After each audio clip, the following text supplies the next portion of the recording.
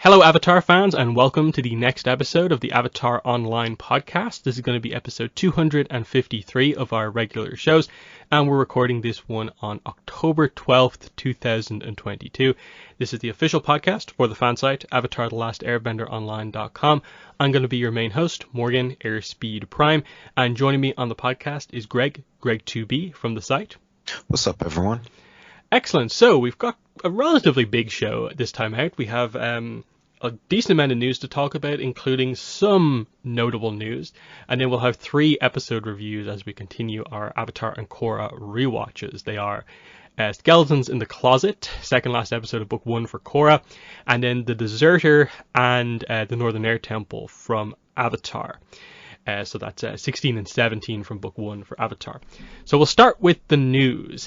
And the first thing I have up here, in no particular order, since a lot literally just came out sort of like today, basically, is Avatar Weiss Schwarz, the trading card game set that was teased a couple of months back at Bushiroad's last update kind of stream. They did their autumn one just kind of this morning, basically, and during it they did tease some Avatar stuff. It's not a lot of information, but it's something. They basically just said it's still coming soon, so there's no exact date, but they showed off 2 sort of sneak peek cards. Now it feels like it's only half true, because obviously none of the actual card mechanics are actually on the card, so all you really get to see is the card art on a Weiss Schwarz card frame. You get the colors of each of the cards. I guess the characters is notable, but not a lot else. So, Greg, what are your thoughts getting a look at the first 2 cards from Avatar Weiss Schwarz? I saw the tweet of this go out, and I mean, they look cool. I mean, I think, they fit with what I've seen from the other style of the cards from this company. So, I mean, it's nothing too crazy or anything else like that, but at least it shows that they are going forward with it and they are making progress with it. I am still more curious on the mechanics and things and how all that works, but yeah, it's good to see us moving forward. Yeah, so it's definitely a really, really interesting game. Having played this with like other sets, I think the game system for Weiss Schwarz is very good, and I'm excited to see how they do the Avatar stuff. This is where, especially for like Avatar fans who aren't super familiar with Weiss Schwarz, I wish they had just given you the full card, like what it does, what all the numbers on it are, because it kind of feels weird. Like Avatar fans are going to see this and just be like, is that the way the cards usually are? Are they blank? Like, why hold some of this stuff back? Because it's not like they're like overly complicated or anything like that, and that the levels are what, like 0 to 3. The costs are usually 0, 1, or 2. The power is usually somewhere in the region of like 500 to 10,000 and stuff like that. Now, the interesting thing here, the only detail is obviously that we have here a Aang and a Blue Spirit card together in yellow, and then the individual Aang card is in blue. Now, kind of like Magic the Gathering, this game does have a sort of like color identity thing where generally if a sequence of cards is in a color, it means it can only do a certain amount of things. There are certain game mechanics that they won't tend to go into all that much in blue. Specific things yellow is known for. We don't really know what they're specifically going to do for Avatar. But interestingly, they don't seem to be going for the very obvious, like, the colors should match up nicely with the elements, where like there's yellow, blue, green, and red. But Aang the Airbender's in blue. But then it's kind of weird that Aang and Blue Spirit is in yellow. So it'll be interesting to see what way they break it down in terms of like, is Aang just in every color because he's the Avatar? Is he blue, but then that means Zuko's yellow? This is where I wish they'd maybe done an Aang card and then a completely other character, like just a Zuko card, just to show it off.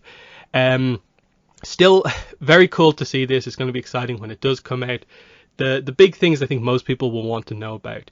On the really high-end rare cards in this set, are they going to do the voice actor signature cards?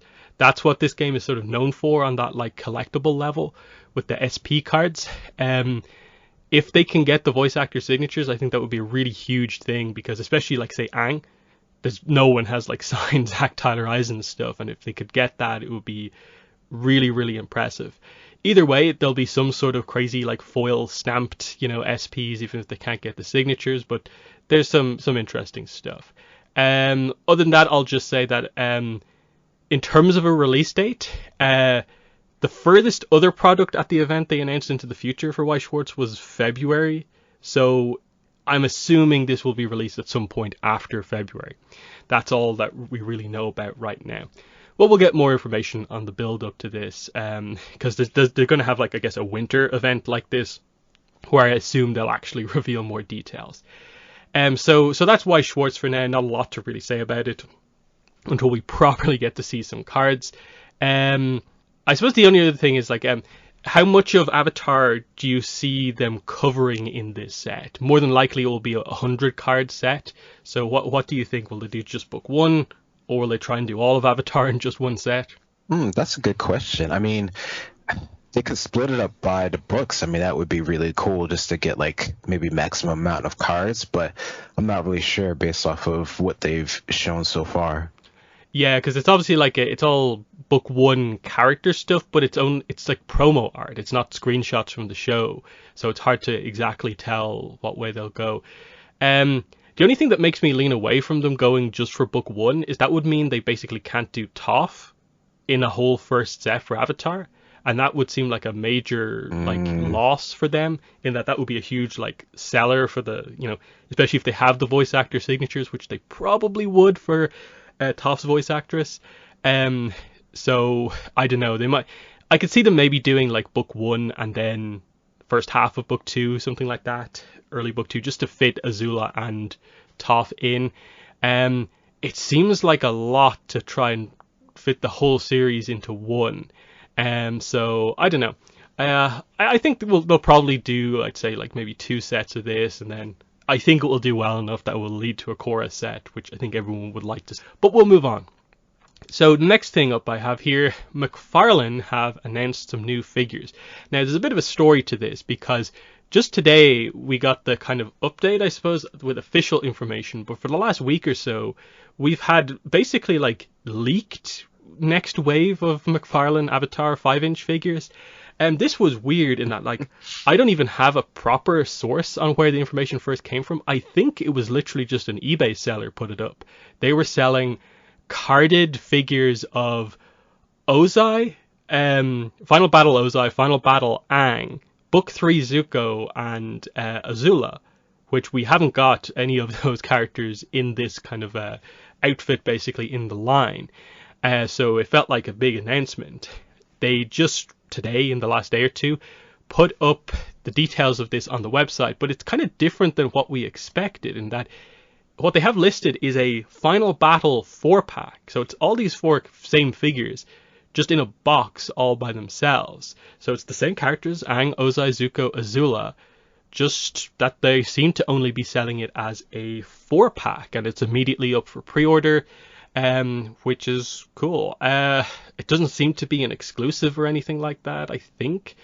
Though they kind of seem to be pointing you towards Amazon to pre-order it, so it might just be that the 4-pack of it is an Amazon exclusive, and clearly they produced single-carded figures, so I'm not sure what the deal is here. It probably is some sort of exclusive thing.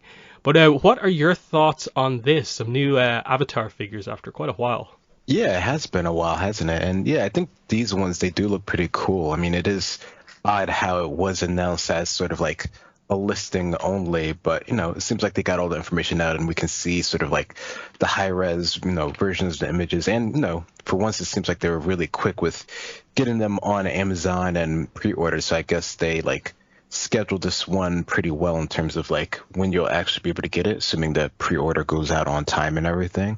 But yeah, no, I think these look pretty neat, and it's nice to get the ones that are finally near the end of the whole show's run.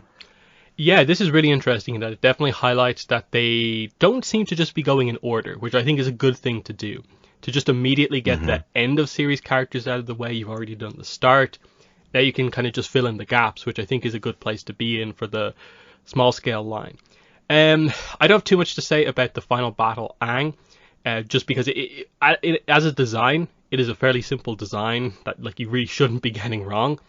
The Ozai is interesting because I think it's a really nicely done Ozai, but the face is a little like Yeah. comical. Like, I don't think it's awful or anything like that, in that I get what they're going for. And I think for Final Battle, Ozai and the way he is, I think in certain poses that is a good face, but it's maybe a little much. But I will say that we have had much worse history with faces with Avatar figures. I don't think this is anywhere Yeah. near the end of it. What are your thoughts on the Aang and Ozai? Yeah, Aang, like you said, is pretty fine as is. Like, I think some of the pictures that I've seen after the fact look pretty good. But yeah, the Ozai one, yeah, I mean, the face, I mean, it feels like it is something that would be in the show, but maybe it's just sort of how they did the mouth shape. It seems like a little bit more exaggerated along with the, the eye shapes that they have here. But, overall, the figure isn't bad, and it definitely, feels like it's from, that period of the show. Then we have Book 3 Zuko, and finally they seem to have got his hair right. They seem to have had major problems getting this right with the other action figure lines. The Diamond Select one looked terrible and like covered his eyes. And then the Loyal Subjects with their non-exclusive version of Book 3 Zuko just didn't do the right hairstyle. It was really weird, even though they had multiple heads and head sculpts. They just got the hair completely wrong. It was a massive improvement on the exclusive 4-pack, but you don't have to buy the 4-pack just to get the correct version of the figure. Here, they got it right. I like the face. Obviously, the details and all the clothing on these figures is always great. Only problem is that it seems from the pictures like it's just one sword. And I'm not sure if that's just a thing where this was the only way to do it, or if they weren't aware that they needed to give him two swords. It's just an unfortunate thing that, like, the only problem with this small scale line is that very minimal accessories, and some of them are a little bit questionable. Otherwise, the figures are quite good. And like I've said many times before, if these figures had ankles and wrists, they'd be basically like ideal figures for the price point. But what are your thoughts on Zuko? Finally, a good Book 3 Zuko. Yeah, no, it definitely is a really good one compared to a lot of the other ones. Like you said, the hair is really on point. And yeah, I do wonder if the source is just like a cutting cost type of things. But I mean, it seems odd because like both of the hands seem like they're pretty much in the shape for holding swords, more or less. Just that one is a bit more close, so you couldn't put it in there. But yeah, that does seem like a interesting oversight if it didn't have another reason towards it. Yeah, and then the Azula actually has pretty good attention to detail, and this is actually something I think a lot of people pointed out with the early like leaked version, is that it said Book 2 Azula, but this Azula clearly has a lot of the kind of like full like gold kind of accents everywhere, which is more of her like soon to be Fire Lord Azula outfit. And again, Azula has only had like basically one figure before, the Diamond Select figure, where they decided to go full like disheveled like mad Azula, and it was just a weird choice because they kind of didn't quite get the sculpt right, like most of Diamond Select's faces. This seems like a massive improvement, setting it like just before she fully descends kind of into madness, as kind of like a little bit of a blend of trying to just be general series Azula, but still having some of the details to match the final sequence. Again, with Azula, they do a weird thing where her effect part is this kind of half fire, half lightning thing where you don't quite know what they were going for. But in general, I think it's a very good Azula. But your thoughts on Azula? Yeah, no, I agree. This is a good one. I think the face sculpt for sure is probably like, if not one of the best ones that we've seen so far. And no, the whole overall design I think is really good. It definitely, I don't know, it almost feels like more premium than some of the other ones in the set, even though they're all at the same like level of quality in general. But yeah, no, this is a good one. Yeah, and then with McFarlane, like it seems like next in the small scale line, I guess they have to get into some of the other characters like Mei Tai Li, those type of characters, Suki. Otherwise, like I guess they still have some Book 3 characters they still need to do, and that like they haven't done the Book 3 Aang yet, Book 3 Katara, but they're moving along quite nicely there. Large scale line, not so much, unfortunately. Next piece of news. Kickstarter update number 36. This is the October update. It's called Avatar Legends Nexus and pre-order. So there was a bit of hype going into this one because I think we expected them to cover some of what they covered at New York Comic Con, which we will get to. Didn't quite do that. They sort of half do it here. And then the shipping update isn't even that great. So the big hype here is Avatar Legends Nexus, which is the online tool that they've been teasing for quite a while. Basically, an online like website type system. You can obviously do it on your phone as well. To just assist you with playing the game. They have a full trailer for it and stuff like that. That's quite nicely edited. The gist of it is that it's in kind of like early access now. Right now, it has sort of like half of the features that it will have. So there's none of the character building or like interactive stuff as such right now. They mainly only have the idea that you can look at the books that you have, so the core book or the Wan Shi Tong Adventure Guide in the website. It's organized in a way where it's very much designed for like digital websites, so it's not relying on you having to sort of control F to find anything. It's more kind of nicely set up for a website. So that is a cool feature of it. I took a quick look around it. Other than that, as someone who doesn't really plan to play the game, there's not a lot particularly new there for me. And again, most of the update is just about how you actually go about redeeming it, which is basically that there's a code in your backer kit and you have to set up an account on the website Demiplane and then you can get it. Do you have any thoughts on these online tools here for playing the game? I think it's glad that they're just following through with what they've been mentioning for a while. And, like you said, it does seem like it's really well organized. And currently, at least, it seems to be working pretty well. I know some people had a hard time with it when they first launched it, but I'm sure that's just from everyone trying to access it at the same time. But yeah, I'm looking forward to seeing, the other sort of more interactive, items that they're going to add to it. But yeah, no, it seems pretty cool. The video that they did promo it, like you said, was very nicely, even though I think we've seen some of that stuff before and some of their other like video promo stuff that they've done, but it's nice that they're putting the effort towards, making it, I guess, presentable. Yeah, and then I don't think that was Dante Basco voicing Zuko, or I didn't really know what to make of that, in that like it either was, but it was like poorly like directed in terms of like getting the right voice. Or they just didn't get him. I'm not sure, because again, it's just a kind of video promo thing for this game. So like, what went on there? What were your thoughts on that? Did you listen to the voice acting? Yeah, no, I definitely did, and it definitely does sound like it's close, but it's like also like slightly different. So I don't know. I saw some people saying in the comments that it's a different voice, that it wasn't actually him.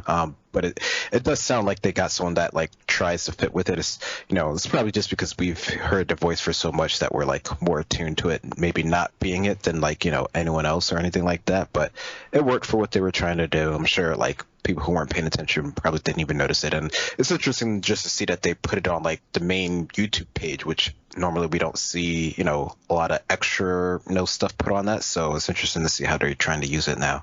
Yeah, well, I suppose that's what they can do with it. It's like if you get the Avatar license, you should gain access to like promoting it on that official channel. Why not?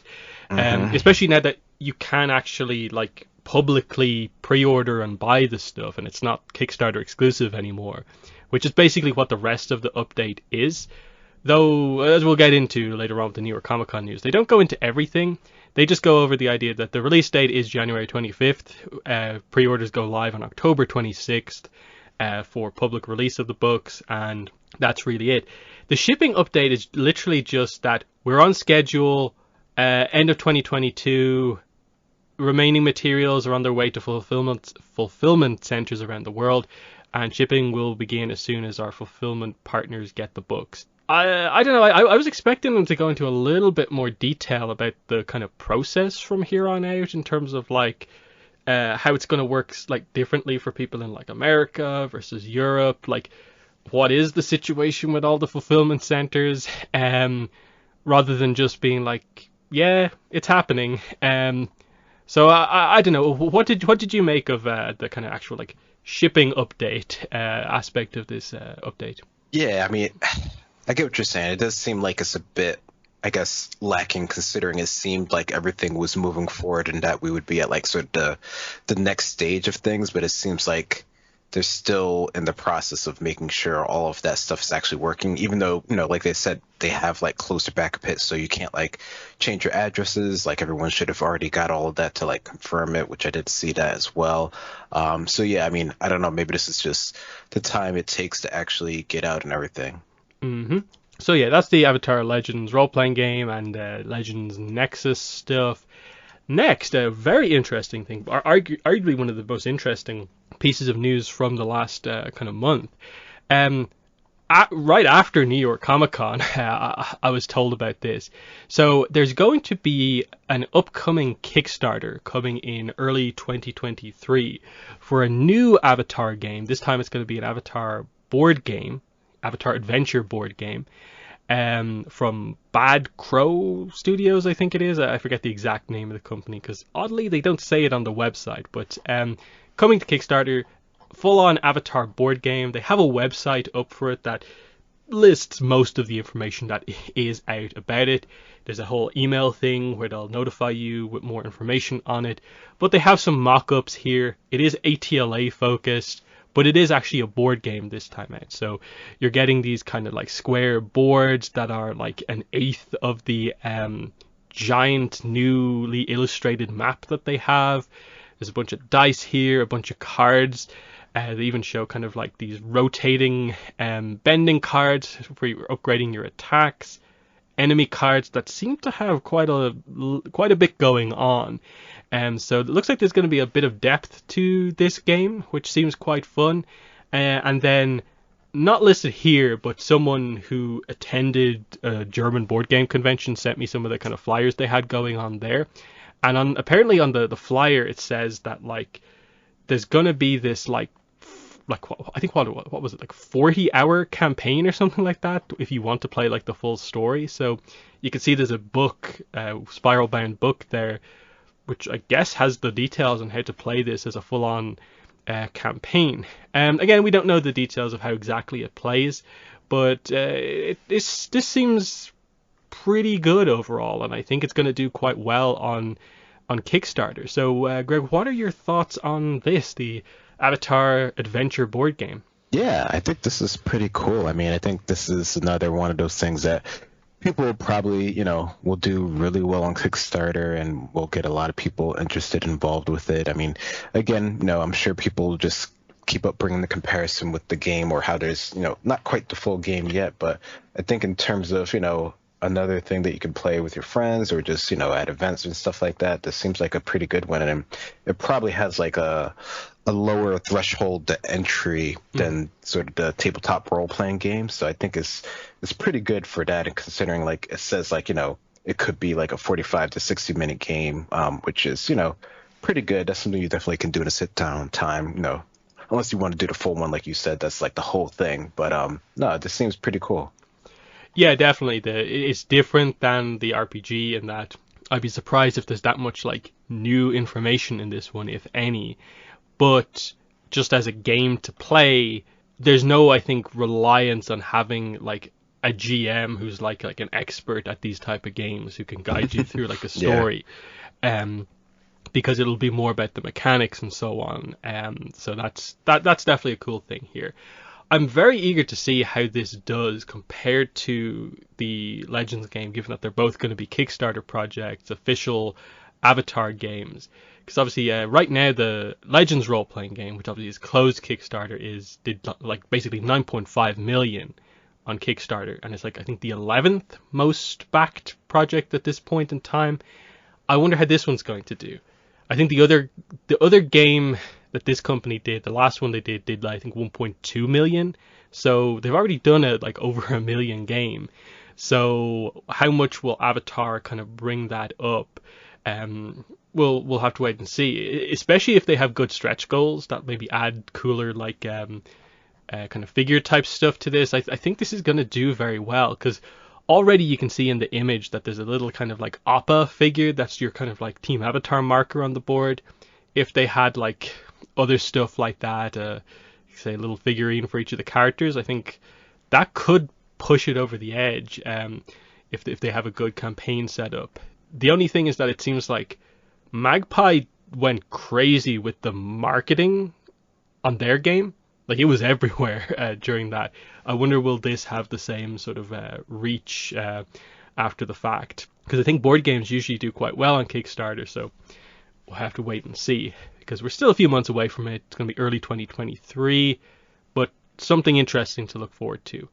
And then, I suppose, how do you feel about the fact that right now it doesn't look like there's any Cora or like rest of the franchise involvement here, just ATLA by the looks of? Yeah, I mean, that definitely is, potentially a downside for people who are looking forward to, more of, the whole series here. I mean, I guess in terms of like putting it out there and, using what's the most popular, that kind of makes sense. But I don't know, the other one did do, or at least had, additional add-ons for, Cora's time period and stuff like that. So I don't know, maybe there's some sort of like expansion in the future that you can just sort of add on to the function of this current one or something like that. But yeah, I guess, I don't know, maybe it's just the way that they developed it as more just sort of inclusive of just one series. Yeah.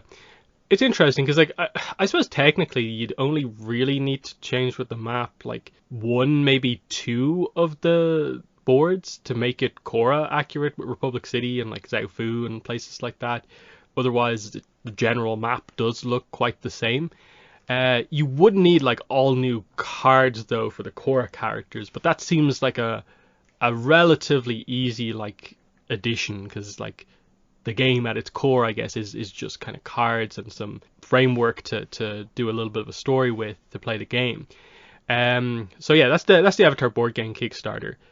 Next, we'll move on to New York Comic Con. So an interesting New York Comic Con, because of course the first panel, the Braving the Elements panel, didn't have any news at all.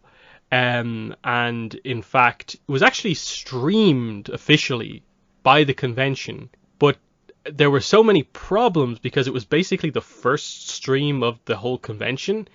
It didn't start until 50 minutes into the hour-long panel, so we only got to see like the last 10 minutes of this on stream, and the last 10 minutes were just like the trivia right at the end, which wasn't even that great. But from what I hear, nothing really happened here. There were some expectations, though, because, of course, they had news at San Diego Comic-Con, but not here. That's a weird thing with regards to, like, why did they give us that information at San Diego Comic-Con? It was very minimal, but why no update here? I'm not really sure. But what are your thoughts on that? Kind of up and down with news when it comes to the Braving the Elements panel. Yeah, I mean, I don't know. I don't think I'm really surprised at that. I mean, it was surprising when they actually did give the news at the previous con and we're like, oh, okay, maybe they do have, maybe some more news stuff that they will say. But honestly, I'm not really surprised. It's more of just sort of like the podcast being live type experience, type of panel compared to like an actual news one. So. Yeah. Mm-hmm. Then we go to the publishing panel, which did actually have news, but interestingly, it was actually Magpie Games, maker of the Legend RPG, who had the most like news to say, in that this was where they directly teased that there is going to be news on the online toolkit very soon. They then confirmed that they're going to be releasing, with the public release, this starter set product, which seems to just be a sort of really quick, easy to get into the rules. It's not the full core book. You don't get either of the core books. It seems like you just get a bunch of like a quick, like the basic core of the rules. It looks like one adventure. You get the playbooks, a bunch of dice and a couple of cards. Just what you need to play, nothing else. Seems like a good idea, I think, with this game, given that the rule book is somewhat complicated. But the more interesting stuff came after that, because they did tease the Republic City supplement. So this was one of 2 supplements they teased at the very start of this whole thing when we found out about it. There's going to be a Republic City one and a Spirit World one. So Republic City one is coming in summer 2023. And they showed off a couple of images here. One of the new playbooks is going to be the Outcast. That's a kind of non-canon game mechanic style thing. And then 3 new pieces of official art. So there's one with Varric and Julie. there's one with Bolin lava bending, and there's one with police officer Mako. So obviously this is going to be quite a heavy Korra themed expansion here with this supplement. We'll see what exactly they do with this. I think the two people live tweeting have both said that this is going to be like the most modern, I guess, furthest into the future version of Republic City that we see. I hope they have like some extra lore here. It'd be cool if we got like a proper full detailed map of Republic City so we knew all the different kind of regions and districts, and then hopefully some of the more specific Republic City stuff like the triads and pro bending also gets fleshed out a little bit more in this. But what are your thoughts on hearing about the supplement for the Legends game? Yeah, I think that's pretty big. I think a lot of people are looking forward to a lot of the core elements that they're adding into the tabletop role-playing game, and having this as a dedicated expansion, I think is something that is going to work out pretty well. I mean, if they could do something like this just for the board game as well, I think that would be right on par with it. So it's really cool to see this, and additional to the like easier way to sort of get into it, like we were just saying, how the board game might be easier for that. It's nice that they realize that, and they have like a sort of quick starter kit that's actually going to work for people who want to try it out and just see how things work. Yep. Next, Abrams had nothing, basically. I don't know why they even attended based on what was said from the panel. Nothing to say there. No update was said about Yang Chen Book 2. So Dark Horse had a little bit to say. So with Azula in the Spirit Temple, they basically just gave sort of like 2 lines of a like quick description. They said that one of the core things is that the book is going to focus on Azula confronting her past. And then I guess Cara O'Neill, who was the Dark Horse representative, said, will this be Azula's redemption? We'll find out. And they showed 2 preview pages. Now, they weren't colored in, so I guess they're not fully finalized art, but it looked like the line work was done on these. So we get 2 preview pages of Azula in the Spirit Temple. They show Azula in a forest. She comes out of a tent. There are 2 other tents nearby that have just been taken up recently. The markings are still there. She gets annoyed by this. She walks over to a tree, picks up a mask that's on it, burns it, and she's very annoyed about what has happened. They didn't confirm any sort of timeline stuff when this comic is actually set. There's been lots of speculation about what this means, what's going on with the mask, who are the people she was with that left her, and so on. I thought this was a solid showing, given that they don't seem like they're quite ready yet to put up the full sort of like listing solicitation that has the full like paragraph about what the book is about, in that like it's still not up for pre-order yet as well. So that's an improvement. This is one of our first times ever really seeing like preview material about a comic that hasn't been solicited yet properly. So that is good, I think, overall.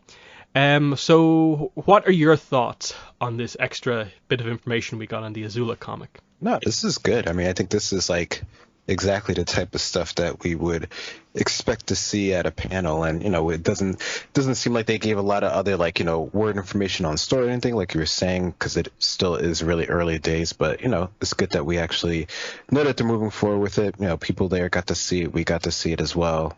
So no, it's awesome. Just go into this a little bit more in depth.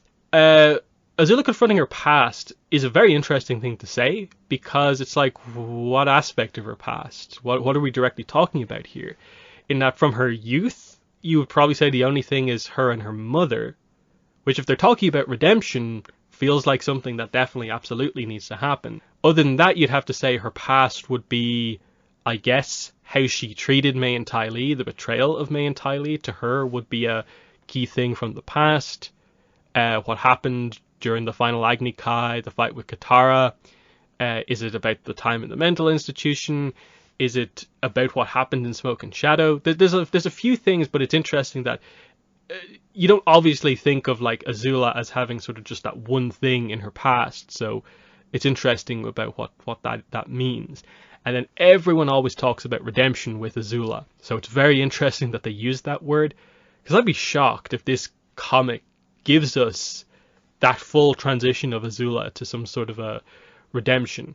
I think this will lean in the right direction ahead of, I guess, the movie. But we'll have to obviously wait and see about that. What's your takeaway on the kind of like text information that they gave us about her past, teasing the redemption? Yeah, I mean, I don't know. Some of that could be seen just as sort of like, just general hype for the comic and stuff like that, which I think they were always going to, mention stuff like that, regardless of if this, has, the full conclusion, which, like you said, I doubt that they would put it in this format, especially since they're, connecting all the dots and working everything through Avatar Studios and everything like that. So I would be surprised on that as well. But I definitely could see it, like you're saying, being like a lead into that, or just, giving us a bit of background, or it could be something, completely different that she just has to confront with everything that's gone on recently with her. Hmm. And then the pages themselves, the main speculation has been that the mask is a Kamurkage mask, and that the people who have apparently just left her are the other fire warriors, the other Kamurkage, basically, from Smoke and Shadow. My thoughts on that are that visually, this mask to me looks nothing like the Kamurkage mask. I put up some images on Twitter and stuff like that comparing the two. Yes, we have a new artist here compared to Gurihuru, Peter Wortman versus Gurihuru, drawing this mask, but I just think it really looks nothing at all like the Kamurkage mask. So then you're leaning into theater related. Does this connect to Ursa in some way? That's the main Azula connection with masks for the most part. Otherwise, interestingly, an episode we're about to review, the Deserter has masks, but I don't think it relates to that. But who knows? They're in a forest, so perhaps we'll talk about that. Have the Fire Warriors left her? Interestingly, there's a few little bits and pieces in the Legends RPG book that sort of talk about Azula and the idea that she currently, like post Smoke and Shadow, in a way, I suppose, her attacks trying to force Zuko to be who she wants him to be haven't quite been working. She's been growing frustrated. She might not be on the same terms with the other Fire Warriors anymore. Maybe they have left her.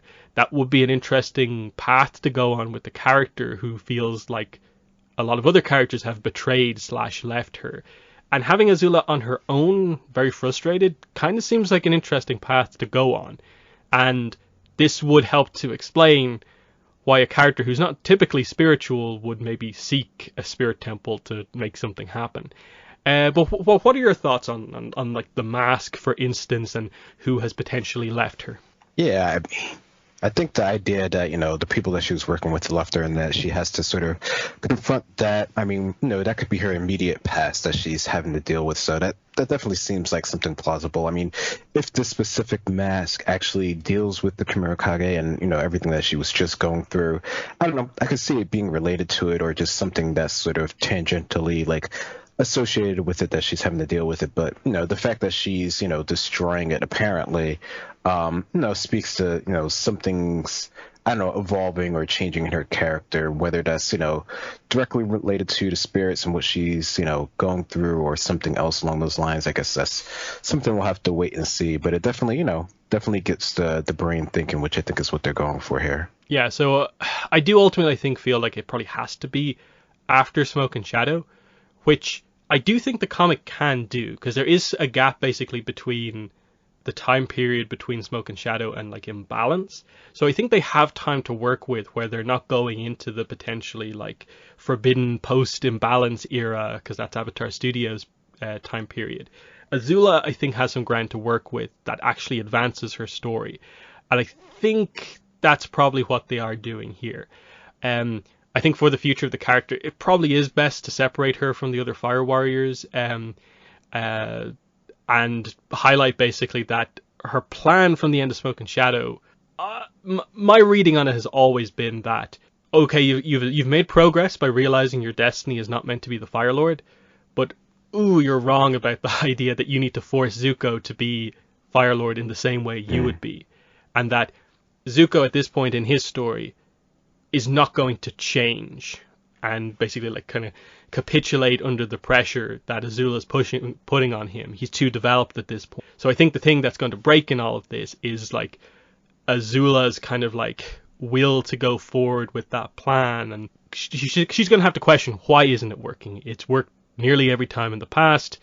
Wait, in the past, May entirely betrayed me, and she's going to have to find out something new, and that will lead to her growth. But yeah, I think some sort of a redemption, at least partial redemption.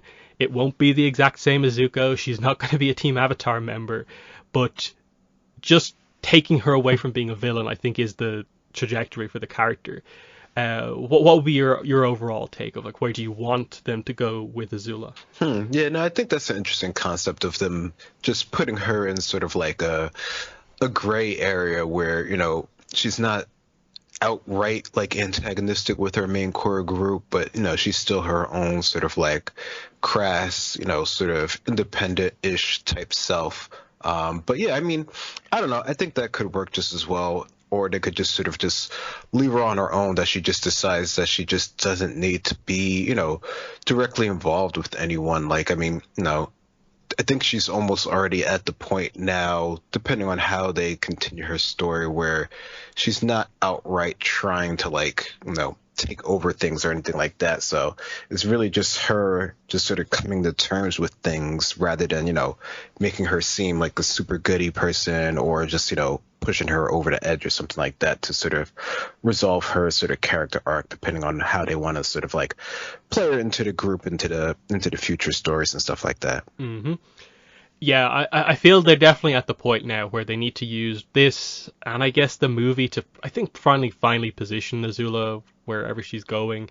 Have her one last event as the villain and progress her from there or something like that. I just think there's been too much setup for stuff like she has to talk to Ursa eventually. Like, it just feels crazy that potentially won't happen. I think there's even been decent setup for stuff like she needs to interact with Kiyi in some way. So, I don't think you can keep her on the villain path while those things are still right there on the table, at least in my opinion. Last piece of news is that they couldn't say much about the upcoming Korra comic trilogy, other than to confirm once again there is one on the way. But interestingly, what they had to say here was that the first story will be focused on Mako. And this was crazy how, like, in just one line, they caused so much confusion because of, like, other stuff that they said. The way I interpreted basically the way the fandom took the news at San Diego Comic-Con, everyone thought that when they said there's a Korra comic trilogy coming, they meant Korra comic trilogy number 3, the comic to follow Runes of the Empire. I didn't see anyone think it was a Korra comic one-shot trilogy. Yet, the only real way to interpret what was said here is that this trilogy is a Korra comic one-shot trilogy. The first one-shot will be about Mako. Because otherwise, are they trying to say part 1 of a new comic is focused on Mako? That seems like a weird way to describe it. But then, you also have to keep in mind, they never said that the Azula comic is part of another Avatar comic trilogy. But it is a one-shot, so they're in a weird thing of like what way they're sort of like characterizing these groups of comics and stuff like that. I think one of the people live tweeting it clarified that in the room, they definitely interpreted it as this means a one-shot, but I don't think they really said anything more than the quote that is actually out there about it. So what were your thoughts on this little bit of extra information on the Korra comic? Yeah, I think that definitely, I mean, I guess, the idea that they are doing the one shot kind of, it fits the mode of what they've been doing recently, right? So even though, we all would want sort of like the bigger, longer, drawn out, 3-part story, as we've sort of seen them done many times in the past already. The current landscape of how they're producing the comics definitely lends itself more towards, the individual type of stories. And, I don't think that's like the worst thing to go to, considering, there's definitely things they can resolve or, fill out with Mako, as well as some of the other characters from Korra's period, especially if they, are willing to focus mostly on them for, whatever amount of pages, 80 pages or so. So, no, I mean, I think it's definitely okay. I definitely can see, why there'd be a lot of confusion around it. And I do hope it's something that they do, like, specifically clarify soon. Yeah, a lot of people were disappointed about hearing about this.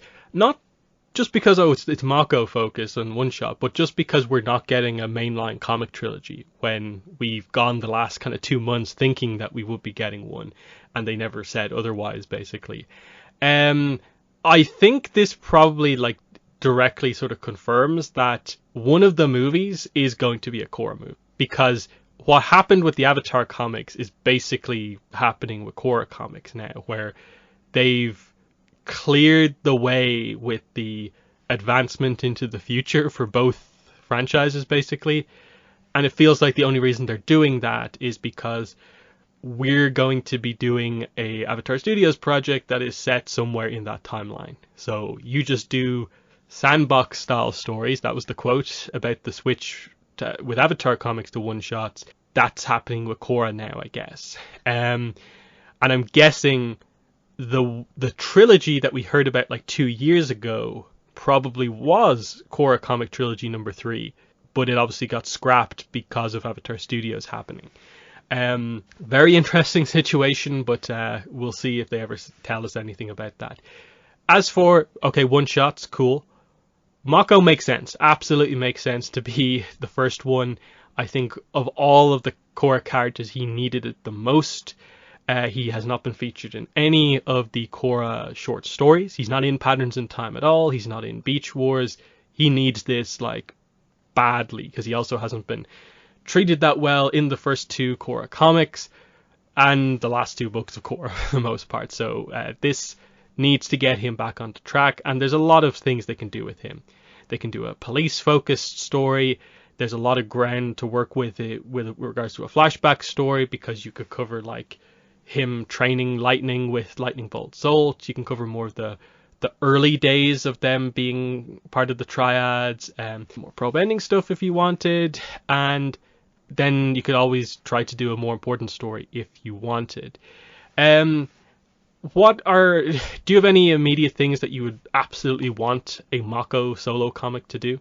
I don't know. I mean, I think all the ones you said are pretty good there. I mean, anything with their history and their upbringing, more of what we've sort of seen glimpses of, I think is definitely stuff they can focus on. I mean, especially if this is going to be sort of the sandbox and we're not going to push this character forward because, we're sort of seeing that this might be a potential for them to actually use, our core group in sort of a movie that would be more forward flung in terms of their own development. That, stuff that, him and Bolin, have done together would be a good one to focus on here. I mean, I don't know if that would mean that maybe they might, dedicate, one of the other ones to his other brother, just so that, they're sort of balanced out in there, or maybe, even if this one is a Mako one, maybe it's more of just a brothers one and they just sort of titling it as a Mako one here. Because I think, they both could use some stuff to sort of, I guess, give you some more information on their background and upbringing. But it's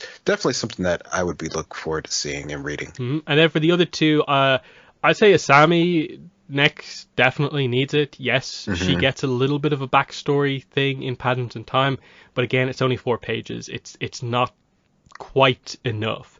So I think Asami should probably be the second one, and the third one, obviously Bolin is obvious. But I feel he's had a decent enough focus in like Korra Book 3 for. He was in Beach Wars quite a bit, and he has his own arc going on in the comics now with regards to like. Seems like they're setting up some sort of a gradual politician thing, which we'll maybe in a Korra movie find out more about. So I don't feel he absolutely needs to be the third one, and I think it probably would be a little bit more valuable to have a bit more variety and maybe do Janora perhaps. I'd even be up for like Iki, who kind of feels like often the left out one of the trio of Air Kids. Like obviously Rohan, we need to learn more about Rohan, but maybe we're a year or 2 on from getting the details that we want there. But I'd like Iki, Janora. Beyond that, I suppose we're maybe getting a little bit more kind of, do you do like Tenzin or something like that? I'm not really sure, but Mako, Asami, and another. But What about the other two for you?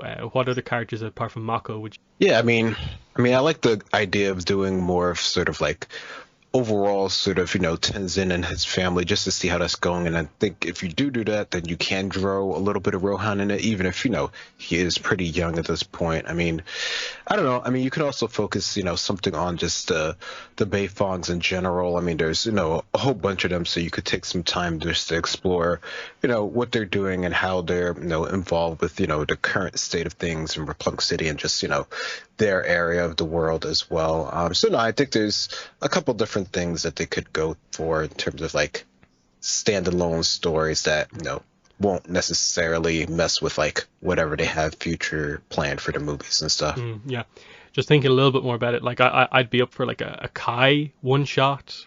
I'd like an Opal one shot. I think after Ruins of the Empire, I think a Kuvira one could work. But again, that's advancing the story. I don't know if you want to do that or not.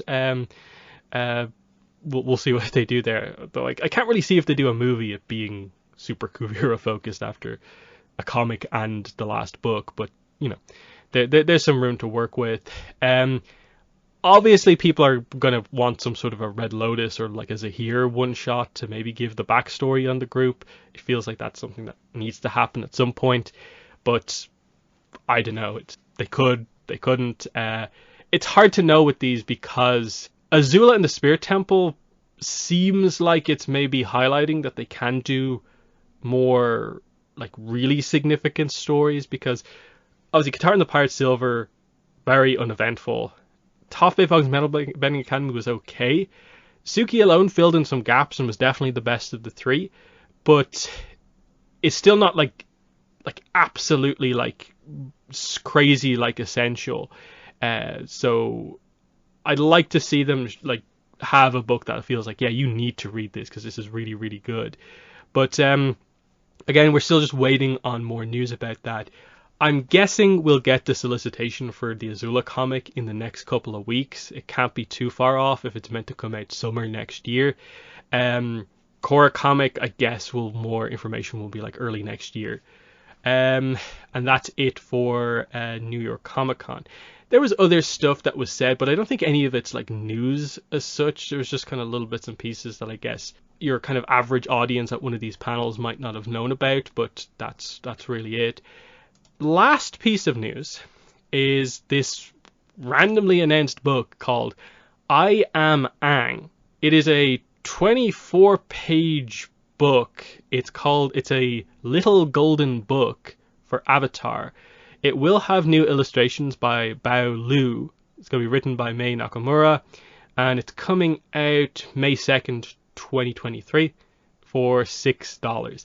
It is aimed at 2 to 5 year olds, and obviously the idea of the little golden book is that it is these kind of very kind of kids focused books, but they do have quite a bit of art in them. So it's kind of fun to see Avatar done this way. The cover is quite nice. There's a kind of cute looking Aang on the cover. I'm guessing this will just be sort of a kind of like Aang talking about his life. The interesting thing about this is like if it is set when he's younger, potentially that could be quite interesting because you see the air temple in the background. So if there's maybe the potential it's not directly just reflecting on the series, but about his past, which could be interesting. So we'll see. I don't expect much from this, but it actually seems a bit more interesting than a lot of these extra tie-in books that Avatar tends to get. Do you have any thoughts on this I Am Aang, Little Golden Book? Yeah, I wonder how much is going to be in it with who it's aimed for. But yeah, no, the cover does look nice, and it's just, like you said, it's cool to see more stuff being put out now, especially for the younger ages, especially since it's been out for a while, but it's for, a new generation and stuff. So that's cool to see. Yeah, because I think that with the publisher, like, yeah, this is along the same lines technically as the Screen comics, but I think it's a lot better just because it is actually like new stuff technically. So there's that. Now, that's all the news that we have. So we'll, from there, jump into our reviews for this episode. And like I said before, we have Skeletons in the Closet for Korra, followed by the Deserter and the Northern Air Temple. So we'll get into Skeletons in the Closet here. So the second last episode of Book 1 Air. One of my personal favorite episodes, interestingly, this was the first ever Korra episode title we ever learned about. I think Dante Bosco leaked it, actually. I think he showed off like some sort of a script type thing. So that's how he knew about this. And that makes sense because it's one of the only episodes Iroh is in, of course. And yeah, I love this episode. Obviously, I think most people remember this episode because of the last 7 minutes, the backstory of Yakone, Noatak, and Tarlok. But I do think the rest of the episode is very good. You've got some great action, the build up before the action happens, and just the kind of state of the city, and the kind of emotional goodbyes. You resolve like the romance stuff for the most part in this one, and obviously we get to meet Iroh properly. So I think it actually does quite a bit other than just the backstory. But in my mind, the backstory is probably like one of the best like minute long sequences. It's set like 7 minutes long in all of the franchise. It's really, really well done. So I rate this episode very, very highly. I think this absolutely continues the amazing book one run completely. But what are your overall thoughts on Skeletons in the Closet? Yeah, no, I agree that it definitely does stand out for many people, self included, that this is one of the sort of like more, interesting, more story driven, one that has like a lot of, I guess you could say, heart to it in terms of, what it's going to, in addition to, the next episode as well, which does sort of the more resolution of this whole issue here. But, I think this is a good one. And it does do a really good job of just sort of, I guess showing you how well, the city has been taken over at this point. So it really does, sort of set the stage of how, Republic City is like faring at this moment in time and how our heroes are dealing with things. Mm-hmm. Yeah, that's a good place to start, is a lot of the stuff we see with the Equalists at the start of the episode. Hiroshi's just out in the open, giving a speech to all like the non-benders of the city that they're now in control. We see there's a mask on the Aang statue. He says like bending, he hopes in the future will no longer exist and everyone will be equal. So quite an extreme goal here to just get rid of bending completely. That's what they view as equality here. We see Mako and Korra obviously watch this on. And then later, of course, you get the more kind of brutal scene of like Amon just has a lineup of benders and he's just taking their bending away one by one by one. And so he's actually going through with the idea of getting rid of bending in the city. That just seeing that giant line of people, and it includes like the task force, Order of the White Lotus members, and so on. It's crazy to just see the amount of people just being marched up before him. And yeah, we just see that they have complete control over everything, even the island. It's the heroes have like completely lost at this point, and they're just hiding out.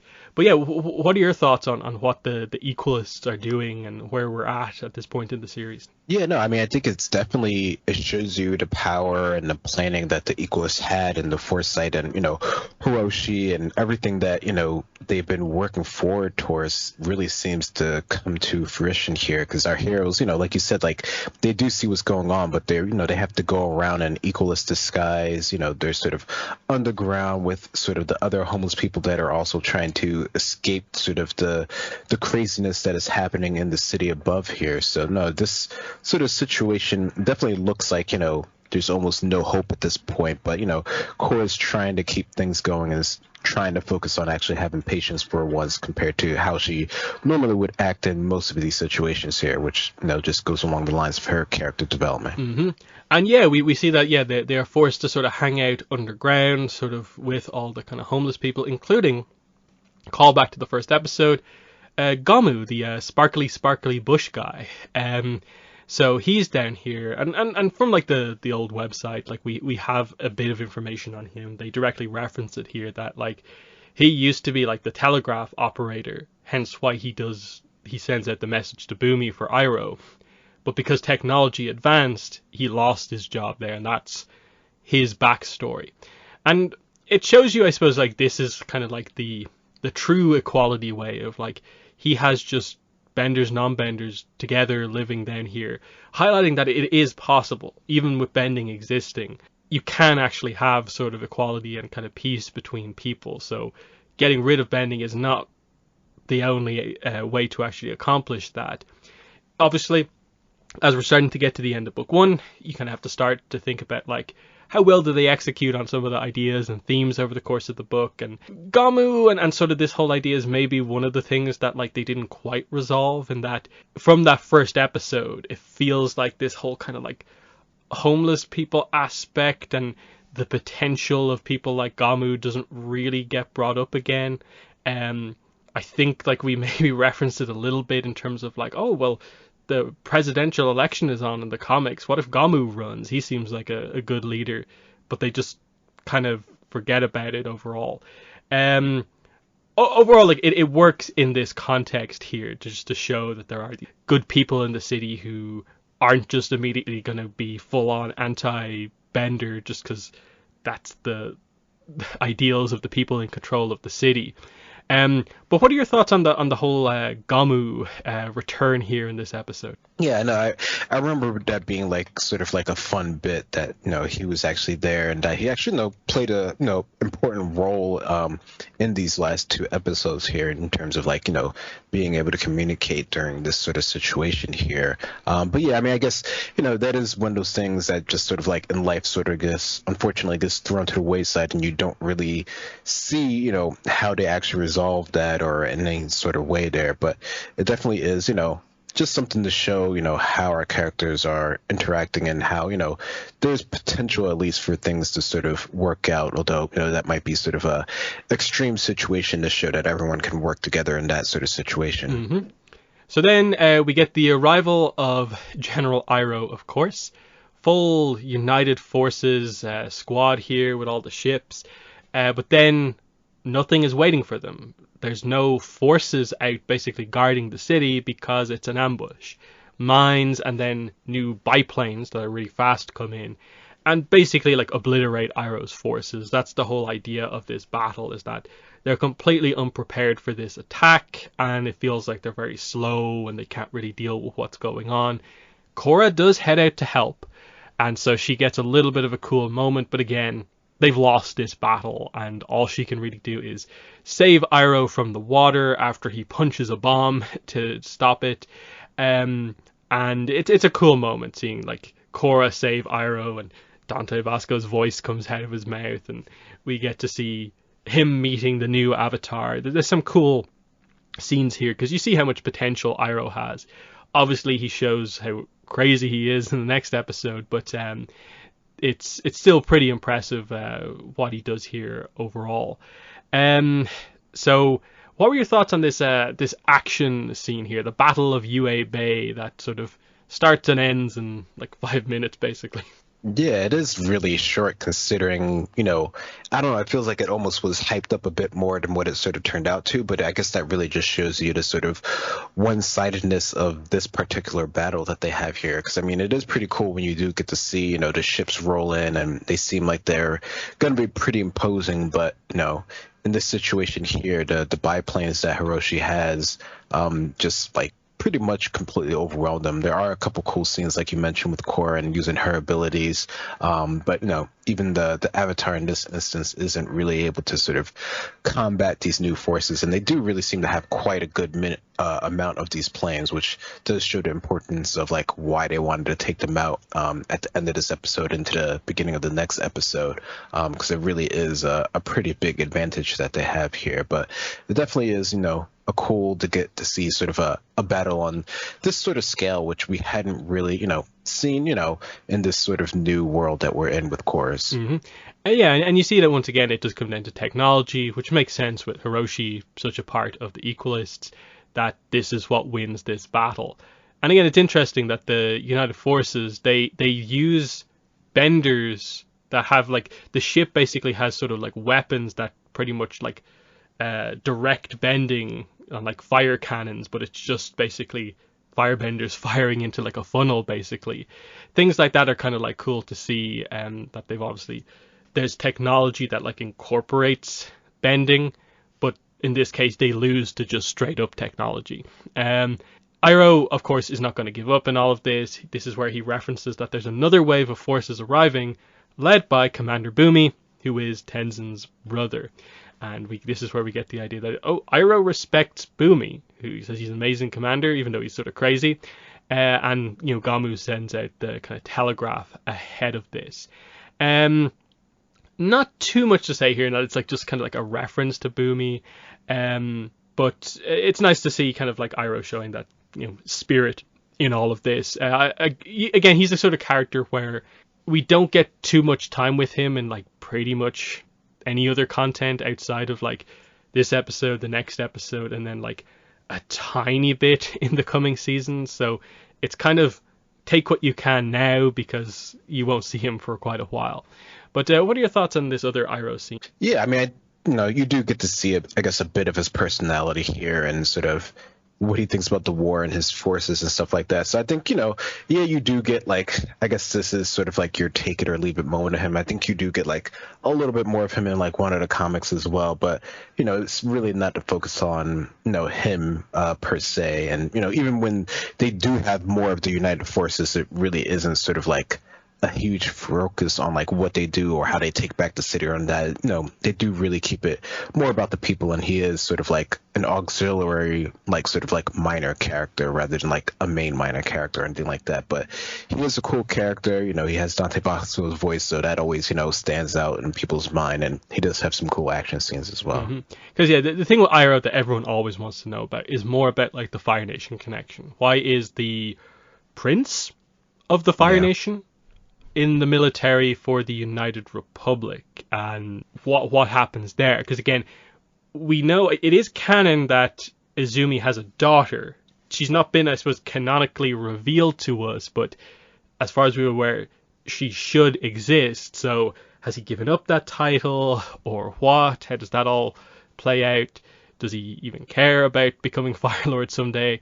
That's what we want to know. That's why we want to go to the Fire Nation so much, is to see that, as well as the main characters interact with the Fire Nation. But we'll move on. This is where we get the big moment here. Everyone is going to... They come up with a plan. We need to take out the biplane, so let's destroy basically the landing strip that they're sort of taking off from the base. And they figure out like they came from here, so it must be in the mountains over here. Very logical. They're all planning to go until Korra suddenly reveals like, no, now is the time. I need to go face Amon. Mako says he will go with her. And this is basically what prompts the idea of like, okay, Mako has now kind of made his decision effectively that Mako, the show effectively has also made his decision. Mako Korra is the relationship they're going for, not Mako Asami. So it's finally time to deal with that, relationship that has lingered for a few more episodes than it has probably needed to. So we get the goodbye scenes. There's a lot of nice stuff here, as like Korra and Bolin have a nice goodbye. She gives like Naga over to Bolin because she can't come with her. But we do get the breakup between Mako and Asami. They don't make it super clear in the dialogue that there's a breakup, but they wouldn't say those exact words to each other if that's not what it meant. That they're saying goodbye while both saying that they both still care about each other. And then, of course, this interaction was prompted by Mako deciding to go with Korra. So it's clear what's happening here. So you kind of have to be a little bit disingenuous to be like, oh, they didn't say it was a breakup. It's definitely a breakup. And I think they did it pretty well, because they want to keep these characters as friends and not have it be too awkward. There's other stuff going on here that Asami can't be focusing on relationship drama as she's going into this basically confrontation with her father. So resolving this now was, I think, the right thing to do. So what are your thoughts on, for the most part, the relationship drama for book one ending here? Yeah, no, I think it was a good point to do it here, because I mean, I think, they had at this point enough sort of little scenes showing that Asami's like, annoyed with the situation with Mako, and they had like, even a couple more like teasers of, just Korra and Mako sort of potentially being together. So I think at this point, like you said, with everything going on, the fact that they're able to come to this resolution, which, they've already had sort of their like, more than, one sort of like blow moments where they're sort of like really annoyed with each other and they're sort of trying to figure out things. So this is sort of like, the eventual, more mature way, I guess you could say, of them sort of like coming to the realization that they're just not going to be together, and that, despite that they still care for each other, and it's not like they're not going to see each other, hopefully, after everything has to be dealt with this war at Republic City. So I think this it works well here, and it's just leading you towards the more the realization of this relationship through the end of this episode, and how it finally resolves in the next one as well. Mm-hmm. And yeah, there's a scene we sort of skipped over where like Korra and Mako were talking, kind of lying down next to Naga, and it was like a scene that really much made it clear that like these two actually have a really good chemistry together. Look at the way they're talking to each other. This was what was set up from the early episodes. Literally, like Asami like slammed into him on her moped. That's what kind of caused that relationship to happen before the other one has started. And this is just getting back to the way they were planning to go on it. Still, ultimately, I think I would have preferred they didn't do the everyone dates every member of the group and breaks up and stuff like that, and they just focused on developing strong relationships. But I don't think it's been terrible over the course of these episodes, the way this is panned out. There hasn't been that many instances of full-on drama in every episode, and it gets resolved here quite nicely. This leads us up to the kind of big section of the episode. So they infiltrate Air Temple Island, make their way inside, and they find Tarlok in a private prison cell all on his own. They ask why he and only he is in prison, and he reveals that Amon is his brother, and because of that, he is also a bloodbender. And this prompts Tarlok to explain the full backstory here, effectively, of this bloodbending family. I suppose we should talk about the Tarlok scene, just because it is really notable. Like, this is what they've been building up to for so long, that boom, Amon, who you question who and maybe even what he is, this actually makes a lot of sense. And that Tarlok only figures this out because he remembers the way that bloodbending grip felt when he basically got his bending taken away. So it's a pretty clever reveal as well, and makes complete sense. But what were your thoughts on this shocking Tarlok scene to lead us into the flashback? Yeah, no, I think this is definitely pretty shocking. I think, many people probably didn't predict this. And like you said, like many people question what Amon, could potentially be with this power that he seemed to have. But, this does a good job of sort of bringing it all back into sort of the Avatar world, and sort of grounded in the reality that Avatar has, in terms of it making sense and everything sort of fitting into place there. There's still some loose ends that have to be covered, and we get more of that just in a second when we jump into the story here. But I think it's definitely a cool way to sort of bring it together, and to have these two characters who you didn't really think had anything particularly like directly related to each other than they both wanted some sort of control over Republic City, directly together with their histories in a neat way. Yeah, then we get into the backstory. It's like a full-on 7-minute sequence. A whole full like third of the episode is devoted to this backstory, just narrated by Tarlok. We just stay in it the entire time. We get first Yakone's backstory, that after his defeat by Aang, losing his bending, he basically got plastic surgery, got his face changed, settled down in the Northern Water Tribe, met a woman, they started the family together. Noatok was born, he's the older brother. 3 years later, Tarlok was born, and basically happy family times all the way up until both children are revealed to be waterbenders. And this is the kind of key point, is that what changes in the family dynamic is Yakone realizing both boys have his rare special bloodbending power. And this immediately changes things. They really get across the idea that it went from full-on happy family to the only thing Yakone focused on was their training. And as we see, as it goes on, Noatak's the prodigal one, Tarlok's slower to learn. Yukon does tell them the truth about his past, that he used to be a criminal, had this crazy bloodbending ability, lost his bending to the Avatar, but that the two of them have that crazy rare ability as well. And he's going to teach them that same skill so that they can take Republic City and defeat the Avatar. So it's very clear he is using his children to fulfill his revenge here. And it's just this sense of like, here is the villain of the whole book, effectively, is the guy from the flashback from a few episodes ago has now not just kind of gone down this path himself, but is forcing his children down the same path and taking away those fun, happy times for the family. And it's a really, because even straight away, we're not even into the kind of really kind of crazy scenes that happen in the flashback. You get it almost straight away with just that first little bit.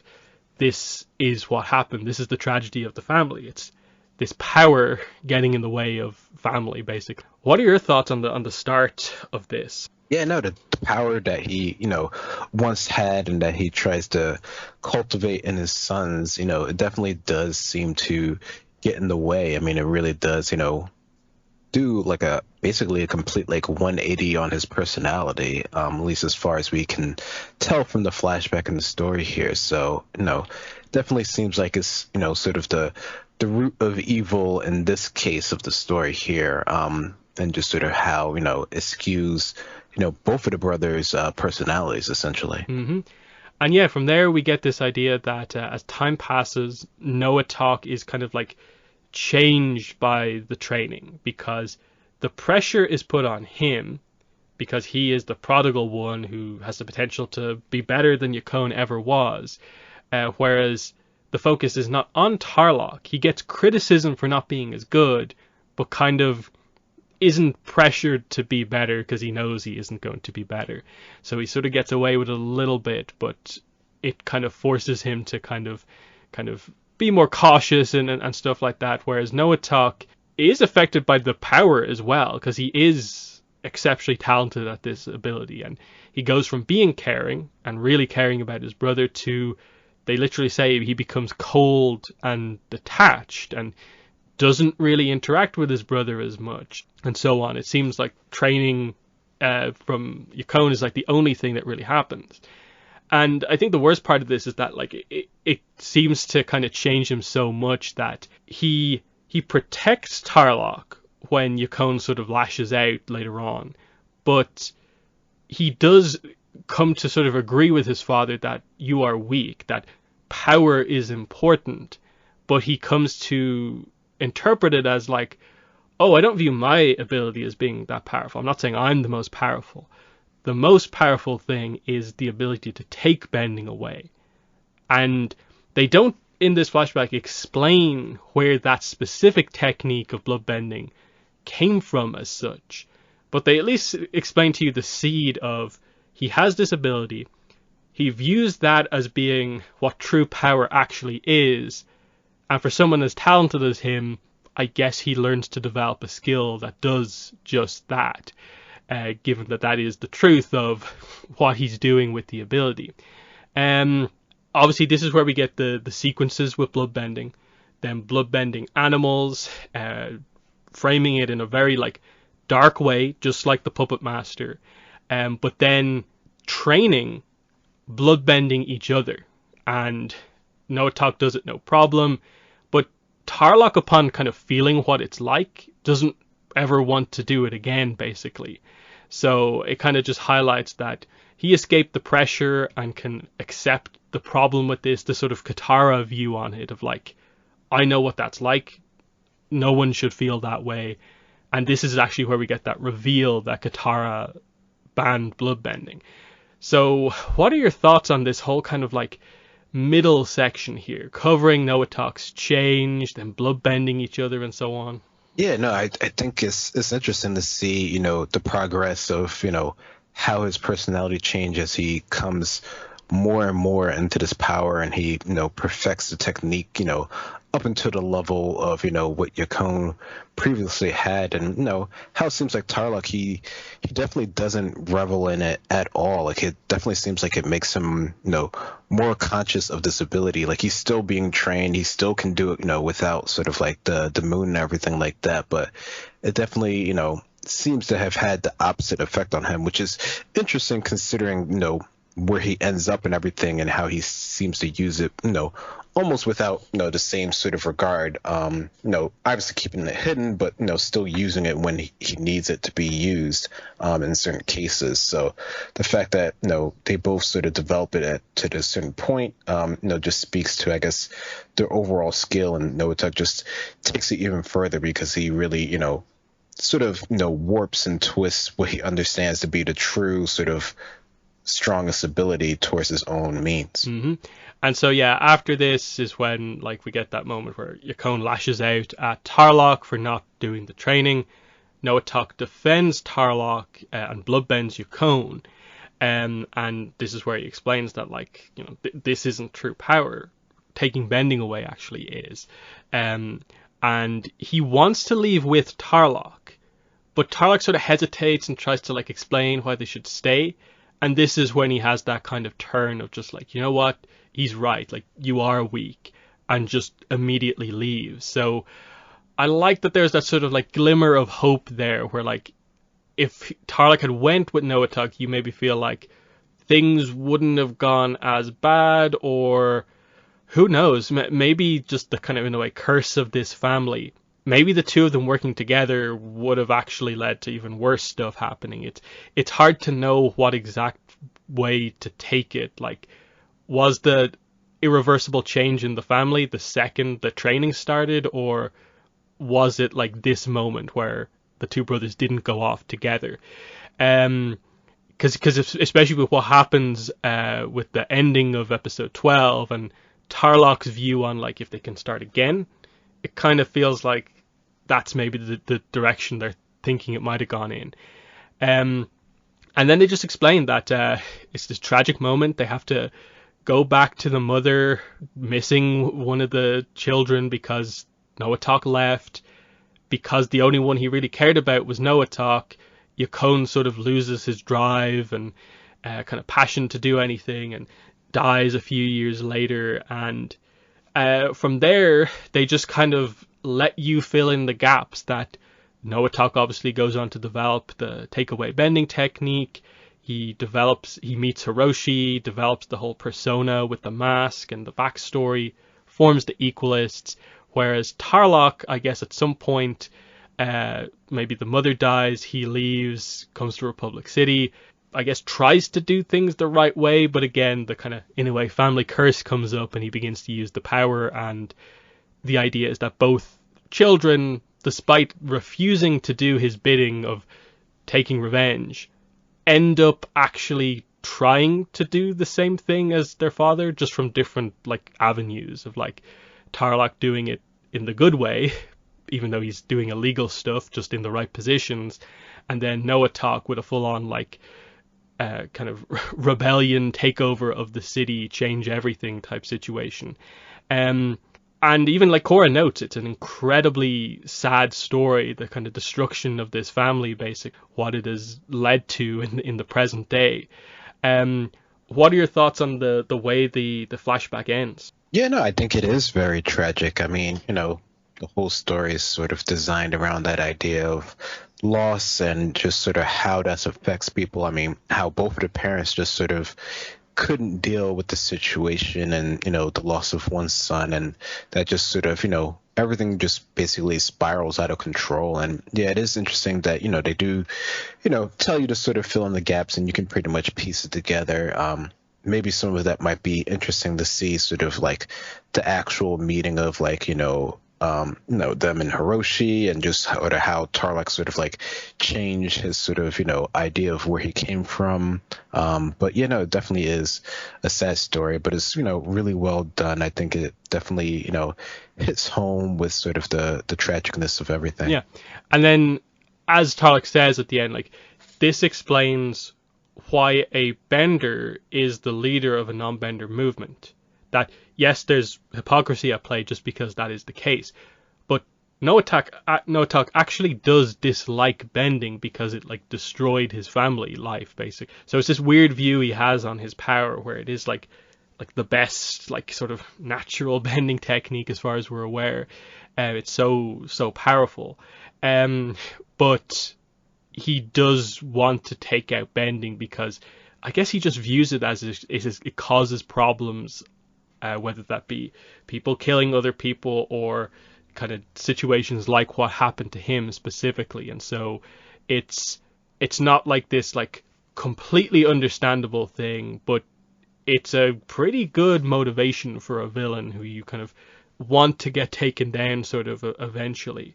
And then especially because Tarlok sort of kind of tells Korra, like, put an end to this sad story. Like, basically, put an end to the sad story of my family. And knowing what happens in episode 12, it makes it all the more tragic that the takeaway from, like, Tarlok is just that the family needs to end. That just this curse, whether it is the power or just their family in particular, there isn't really the hope to change things, that they're going to use that power at some point down the line to cause something somewhere to happen. And that's kind of the whole super kind of tragedy of the whole thing, and that nothing positive really comes out of this other than, I guess, this incredibly rare dangerous ability is not going to be present in the world until another Yakone is born who has the sort of innate ability to learn bloodbending without the full moon. It's a really interesting one because obviously it gives Korra the information she needs to defeat Amon, but not necessarily the exact like way to do it, because they come up with the idea of like, well, we just have to out him in front of everyone, but is that going to be enough? If he just says no, what proof does she really have other than Tarlok told her this, So it's not fully planned out, but they know what they need to do. That they can't really outpower him, but because he's basically the leader of effectively like zealots who hate bending so much, if the truth does come out, it's over. And I like that is the setup of like basically he's undefeatable except for the Avatar state, but Korra doesn't have that yet, and we get into that whole situation. So the ending setup from this, I think, is quite strong. But what are your thoughts on the end of the episode? Yeah, I think the ending works well. I mean, they understand his motivations to some degree, even if it is a bit skewed, and how he's going about doing things, and they can see that the direct confrontation approach won't necessarily work in this case, which is what they're originally trying to do. So I think the idea of undermining his power base, taking on sort of the zealous that he has, like you're saying, it seems like it's a plausible thing, whether or not they have enough proof, and will that actually work out in the long term, that's something that, if you've seen the next one, what happens. But, for a quick, sort of way of how they're going to try to deal with things, even if they can't, take him down directly, it seems like it's something that could work, at least for the immediate future, especially since they know that they have, other forces that are going to come through if they can, maybe disrupt his sort of like hierarchy of how, their sort of, army is working, that maybe that might help them for what they have to do in the future. Mm-hmm. So yeah, that is Skeletons in the Closet. Very, very impressive episode. Definitely one of the best in all of Korra. We will move on to Avatar, and our first one for today is 116, The Deserter. So the Zhang Zhang episode is what everyone knows this one as. It very much is a sort of standalone episode. Like, Zuko isn't in this one, but Zhao is in this. What I find so weird about this episode, watching it again, is just the idea that, like, they don't really even attempt all that much to explain, like, what this town is. It's like a Fire Nation colony town. From context, we understand that's what it is, because they're still in the Earth Kingdom. They're not in the Fire Nation here, so it has to be a Fire Nation colony during a Fire Day festival. But then there's, like, an Earth Kingdom tribe in the forests surrounding the town, and then it's kind of like, were they the original people? Like, they don't explain what the situation really is. You have to look into sort of like the old Nick website information to get like some of this context that like this tribe actually considers Zhang Zhang like a god, I think, is actually part of the information about this. And similarly, you get stuff about extra information on Che.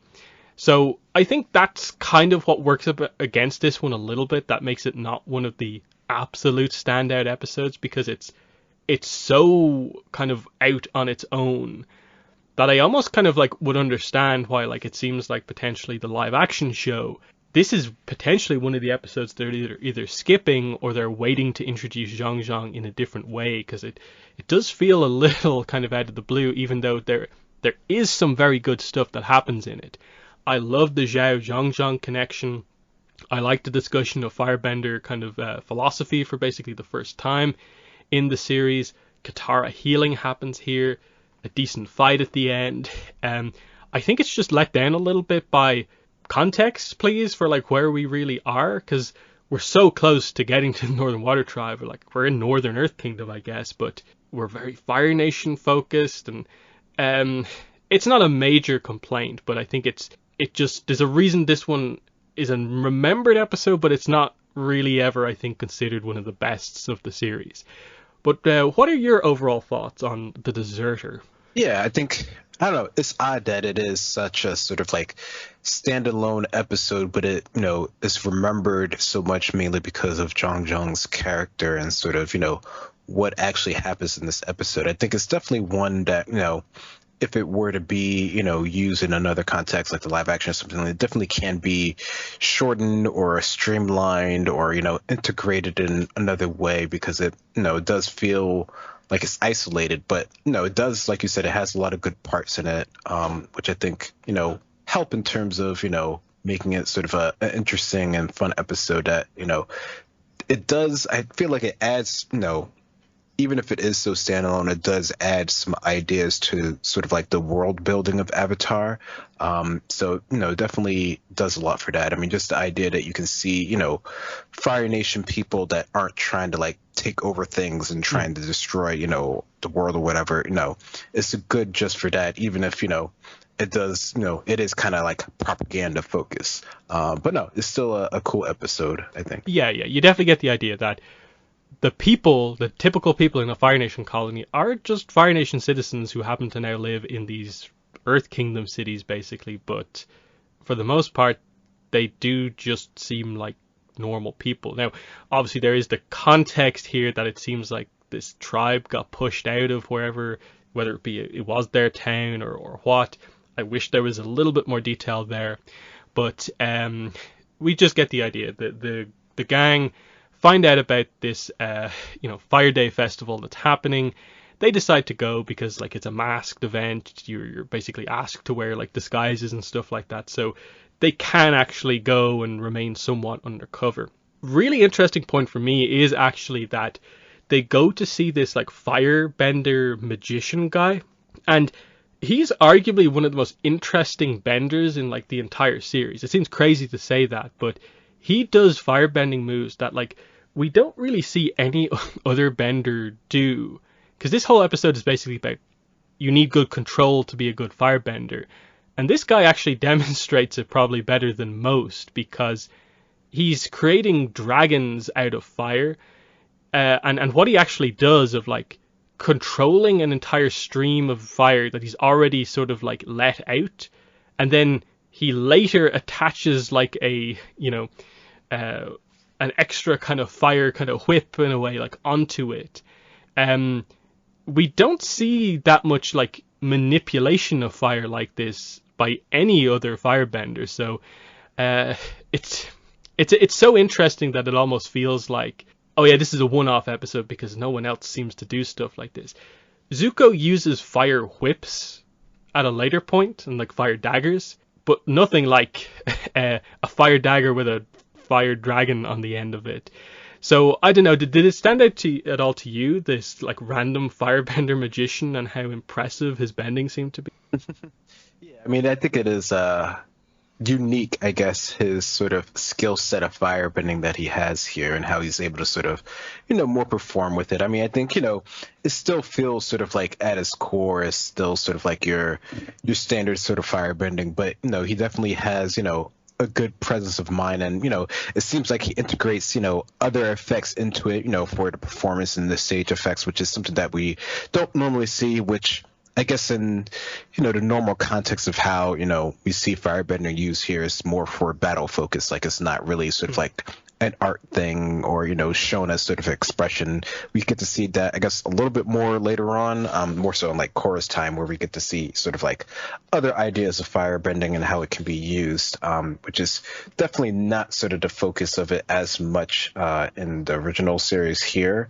But yeah, definitely it does stand out in that way. I mean, I guess you could sort of write it off as sort of like a unique thing that they just sort of had to do for the context of the show. So it definitely would be cool to see it, later on, like, similar to like how we see sort of like water bending used in sort of the celebration in the festival when we see our heroes finally get to the Northern Water Tribe and stuff like that. So, I'm sure there are other uses for it. It's just, I guess wartime doesn't show a lot of art and culture in the Fire Nation. Yeah, it feels a little bit like when a lot of people tend to like hype up like glass bending and stuff like that, and we're kind of like, well, sure, if you want to be like like an artist like that uses glass, or like just someone who like helps to make glass, but in combat, why would you ever purposefully want to use glass over like solid earth to make like a wall or something like that?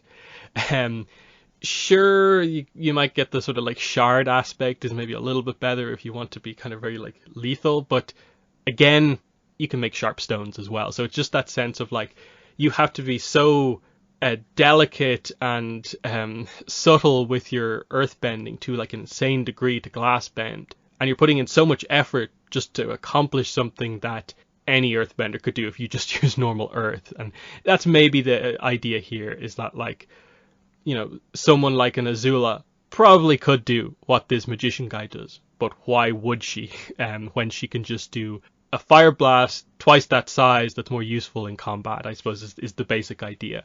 But it's still quite impressive. Basically, Aang outs himself in the middle of this by blocking this fire dragon blast.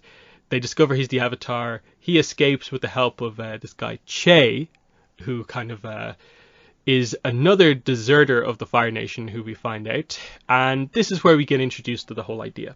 Che is a follower of Zhang, who is a former Fire Nation general who also deserted because he viewed what was going on as being wrong. Obviously, much later on in the series, we learn he's White Lotus as well, but we don't know the specifics on that. I think they say that it happened 10 years ago was when Zhang deserted from the website. And interestingly, Che refers to him as like a genius and like an enlightened firebender, which is quite interesting. Again, because he's sort of worshipped by this tribe on the outskirts of the village. It's a very interesting setup because like Che comes across as being a little on the mad side, not completely, but there's a sense that like, okay, something's wrong here with this kind of character. Because again, I think his backstory from the website is like he did a lot of like explosives, like kind of like blowing up towns, and that's part of why he left. So there's kind of a bit of a crazy backstory with that character. But what are your thoughts on the introduction here to Che and like the idea of Zhang? Yeah, I think, the introduction of him, like you said, he does seem like a little bit sort of, I guess, off, you could say, which, might be par of the course for, the situation that he's in, which, some people might say that for Zhang as well. But, definitely, I think it's interesting just to see how it paints the Fire Nation or some of the soldiers in a different light in terms of, how they interact or how they eventually feel about the war, since, pretty much a lot of the time up until this point, you don't really get to see sort of the other side of things about, how people really feel about the war. You get, little hints of it here and there, but to actually hear about, someone who's famous for deserting and, let alone another person who was involved with it, even if you don't know, either of their sort of full backstories from actually watching this episode, just the idea that they exist, and how, our characters who pretty much just see the Fire Nation, almost completely as just sort of the bad guys is a good sort of, I guess, reality check for them. Mm-hmm. So obviously this is viewed as being potentially one of Aang's only opportunities to learn from a master firebender who is not associated with the Fire Nation. So that's why there's a sense for like, we need to take this opportunity, otherwise we have no idea when it will ever happen again. So the idea, Che initially informs him Zhang Zhang doesn't even want to talk to you. He saw you from a distance and is aware that you haven't mastered the other elements yet, and you should before you try fire. So Zhang Zhang says his core point, like through Che, like immediately, and then effectively says that when Aang actually goes in to speak to him. So when we meet Zhang Zhang, obviously we find out he is this very interesting character who has a fascinating view on firebending, where he is clearly a master, but he is very negative when he talks about firebending, very critical of it in a way as an element, because in his mind it's only there for causing destruction, setting things on fire, and because it's the only element that is like, he doesn't say anything about air, but he compares like water and earth, that like if you just leave them there, they're fine. Fire, if you just leave it there, will set stuff on fire and potentially grow and stuff like that. So you need control for firebending. And this starts a string of dialogue from this character which is like very critical of firebending, and for a guy who, it makes sense given the reveal that happens later on, but in terms of the discussion of like, is this a suitable teacher for Aang, I think there's a bit of a discussion to be had here. But what happens here, he says Aang is not ready and that he is too weak to learn firebending. This prompts one of the most interesting past Avatar vision type situations in the entire series to happen, where Roku appears before Zhang Zhang and tells Zhang Zhang to teach Aang firebending because he's done it before and he shall do so again. But this happens without Aang ever being aware that this vision ever happened. And in the vision, Roku like firebends the tree beside Zhang Zhang, but it doesn't actually get set on fire. And obviously it seems like this vision, which takes a few seconds, happens in less than a second, because Aang is completely unaware anything has ever happened. This is probably the most sort of like unexplained one, and it's come up a lot recently because, of course, we had the whole Suki gets a visit from Avatar Kyoshi thing from Suki alone. But here's the one that really makes like relatively like little sense. I, at a core level, get what's happening here, but it really doesn't fit with a lot of the other scenes where we see past avatars talking, in my mind. But quite a bit to discuss with this scene. So what are your thoughts on this introduction to Zhang Zhang, and then this unique spirit scene here with Roku and Zhang Zhang? Yeah, no, it definitely is unique. I mean, I think, the introduction to him, I mean, you definitely can see that he's, sort of one of those odd, sort of weird, master type characters, but not necessarily sort of like on the completely sort of, crazy end of things. He's just very sort of, I guess, particular in how he views, his element. And, of course, this is all, sort of factors around sort of like how he's had to deal with, fire and his element and, the Fire Nation in general. So clearly, like everything else, is all based on your perspective and what you've sort of experienced here. But, you definitely can, get the sense that he does have some sort of wisdom involved in his sort of ideas and his sort of teachings and sort of his at least initial reasons why he doesn't want to teach Aang. But yeah, he is eventually persuaded, and the spirit scene that we have here, it definitely seems like it's more of a internal sort of reflective type of one that, it seems like it's, a bit sort of odd how it's sort of like initially, sort of, I guess, brought about. But, with the characters that, we tend to at least think are more spiritually inclined, it doesn't feel too out of place to me in terms of that, he would have, some sort of spiritual, connection with the spirit world, or potentially an avatar. And at the very least, at least he's in like sort of the direct presence of the avatar, compared to some other ones.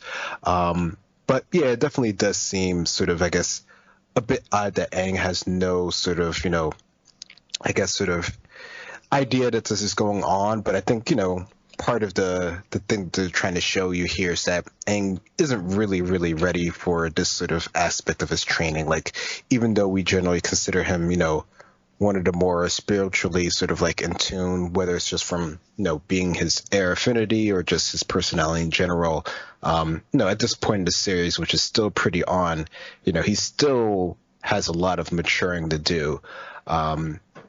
Sometimes he does do things that we can see that are quite immature, despite, him more and more every day, understanding the real sort of situation that he's going to have to deal with, with the whole world and the war right here. But I think it definitely sort of, gets his point across of, what, is going to happen throughout this episode. Mm-hmm.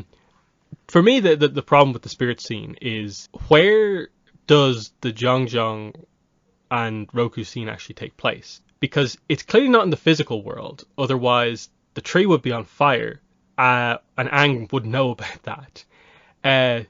Two, it can't take place in the spirit world because you can't have bending in the spirit world. So it's just this like weird thing where they just like made up a place for this to happen, or they're implying that an avatar can like, show a vision. I guess that technically is sort of the way it has to be, where it's like somehow the spirit of the past avatars have like showed Zhang a vision.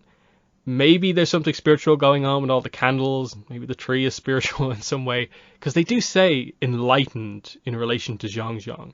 Not that we really know what that means, but they say that. And then so Zhang is going to teach Aang, and what I find interesting about this episode is sort of like reflecting on like, does Zhang actually go through like character development in this episode?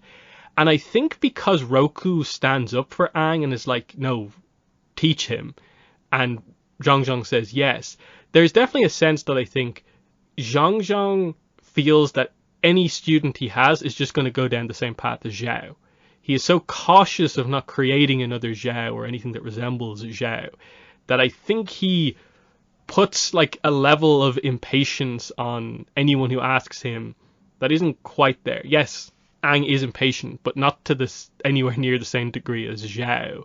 And so I think the idea is that like he's too critical on sort of himself, and because of that, every trainee he ever has after this point.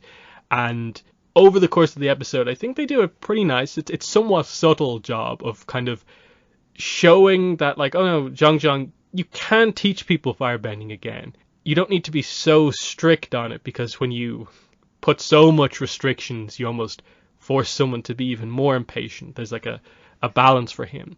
But how much of this episode do you think is like, is it just Aang learning to be less impatient, or do you think Zhang also has to have a little bit of a learning arc as well through meeting Aang? That's a good point there. I think, I think you can definitely see that as a little bit of both. I mean, there's definitely a lot that can be, seen from Aang's side in terms of like, understanding patience, understanding the situation at hand, coming to realization of where you really stand in terms of your training and your overall sort of like abilities going forward, which I think, is also mentioned later on, once he really does to confront sort of the issue with firebending he has. But yeah, for Zhang as well, I think, there's a little bit of that. I mean, it definitely seems like he's been, I don't know, just sort of scarred from just sort of firebending in general, despite his enlightened, sensibilities and his overall views. From his, personal, I guess if it's just Zhang that he's had to experience, or just Zhao, in terms of his training experience, or just from, seeing the war in general and his sort of role in it has definitely sort of, hurt him in terms of, maybe seeing the more positive outlooks of things. But he does sort of, realize sort of Aang's potential by sort of like the end of the episode. Mm-hmm. And so yeah, most of the training is like stances, concentration exercises. Uh, like Iroh, Zhang does teach about the importance of the breath is the kind of key here. So breath control is important. Yes, Aang is impatient through all of this, but I think there is a point to be made about, I think Zhang having a teaching style that is like needlessly like hands off of like he leaves Aang breathing on the top of this like mountain, and it's not like Aang comes back a few minutes later. Aang says he was up there for hours breathing on his own, and Zhang like criticizes him for coming down too soon. And I sort of get it. He's meant to be that weird master who wants him to stay up there for like an entire day. But like being realistic here, like I think it's pretty impressive that Aang stayed up there for like 3 hours breathing before he actually came down. Um, and then again, there's that contrast between he kind of makes the point that's like there's almost the difference between like Aang's impatient, but it's not that he has no restraint, which is the word of the day for this episode, which is Zhao's problem. Aang, I think, does no restraint. It's just that kind of slight impatience, and kind of that's the difference between this. Like he can teach someone who is slightly impatient. It's the lack of restraint that's actually the problem of in a student. So that's an interesting point. And eventually we get around Aang honestly kind of like apologizes, says he'll be more patient. So they move on to a little bit more practical exercise, which I thought was actually quite good. The burning leaf in the middle. Use your firebending to stop the leaf from burning. Keep the flame in the middle so that it doesn't burn the entire leaf. Is actually quite a good exercise for control. And this is probably the point at which, like, okay, this is Aang's problem in this episode. He does just want to learn fire blasts and big firebending, and so he tries a move he doesn't know anything about and does proper firebending, burns Katara's hands, and we get, for like the second episode in a row, we'll bring that up here, Aang has this kind of major problem within the group. Sokka tackles him to the ground, criticizes him quite heavily. Sokka blames Zhang as well for this, very protective of Katara here. Katara runs off crying, and she has her kind of healing discovery scene. But what are your thoughts on the kind of leaf exercise here, and then the scene where Aang burns Katara? Yeah, the leaf exercise, I think, like you said, is a really good one in exercising control and restraint and having patience and being able to hold on to things, which I think it goes perfectly in line of what Zhang's been trying to teach Aang, and just his sort of I guess philosophy on firebending overall, which definitely can see that Aang it feels like he sort of gets it, but he like you said, he really is wanting to go for the bigger stuff, the more practical side of firebending, how to actually use it in sort of action, because that's what he's seeing, and that's what, at least at this time, he thinks he needs in order to, be the avatar that he needs to be, which, that might just speak to where he is in his just sort of general mature development here. But it definitely seems like he is, pretty much a natural, which, sort of goes along the lines with most of the things that he can do, or just avatars in general, in terms of firebending, because he does show, a good bit of skill in terms of what he's doing. And it does seem like he's able to do the technique that he saw earlier done, pretty well. It just happens to be that he's too close to Katara and isn't really aware of his surroundings, which this sort of goes along the lines with the control that is trying to be sort of instilled with him, and the patience and the restraint, and it just sort of goes directly at Katara in this situation, unfortunately. Mm-hmm. And yeah, it's an interesting one because, like you say, like Aang's already a master bender, and based on everything we know, certain benders can have a block with like a different element, as we know from certain avatars. But it does seem like in general, if there isn't a block, there usually isn't ever that much of a restriction to learning the element. And that, like, Aang learns waterbending ultimately quite quickly and easily, and only kind of is surpassed, like, Katara only becomes a master first because she puts in way more effort to prove herself than Aang does, supernaturally talented. And yeah, he's capable of doing everything. and it does speak to the idea of like this is kind of like, again, Zhang maybe needs to like adjust his teaching style to suit Aang a little bit more, and it gets into like, okay, when Zuko eventually becomes his teacher, why does that work out better? And it's because Zuko in that like episode, like right before it happened, has that arc where, you know, he burns Toph's feet, directly says to Aang, I really understand after what happened the importance of kind of controlling my firebending, but not that it's like a massive change in philosophy for Zuko there. It's an apology for what happened. He's aware of that, but he doesn't have every second line out of his mouth be burning curse, firebending is bad, it only exists to destroy.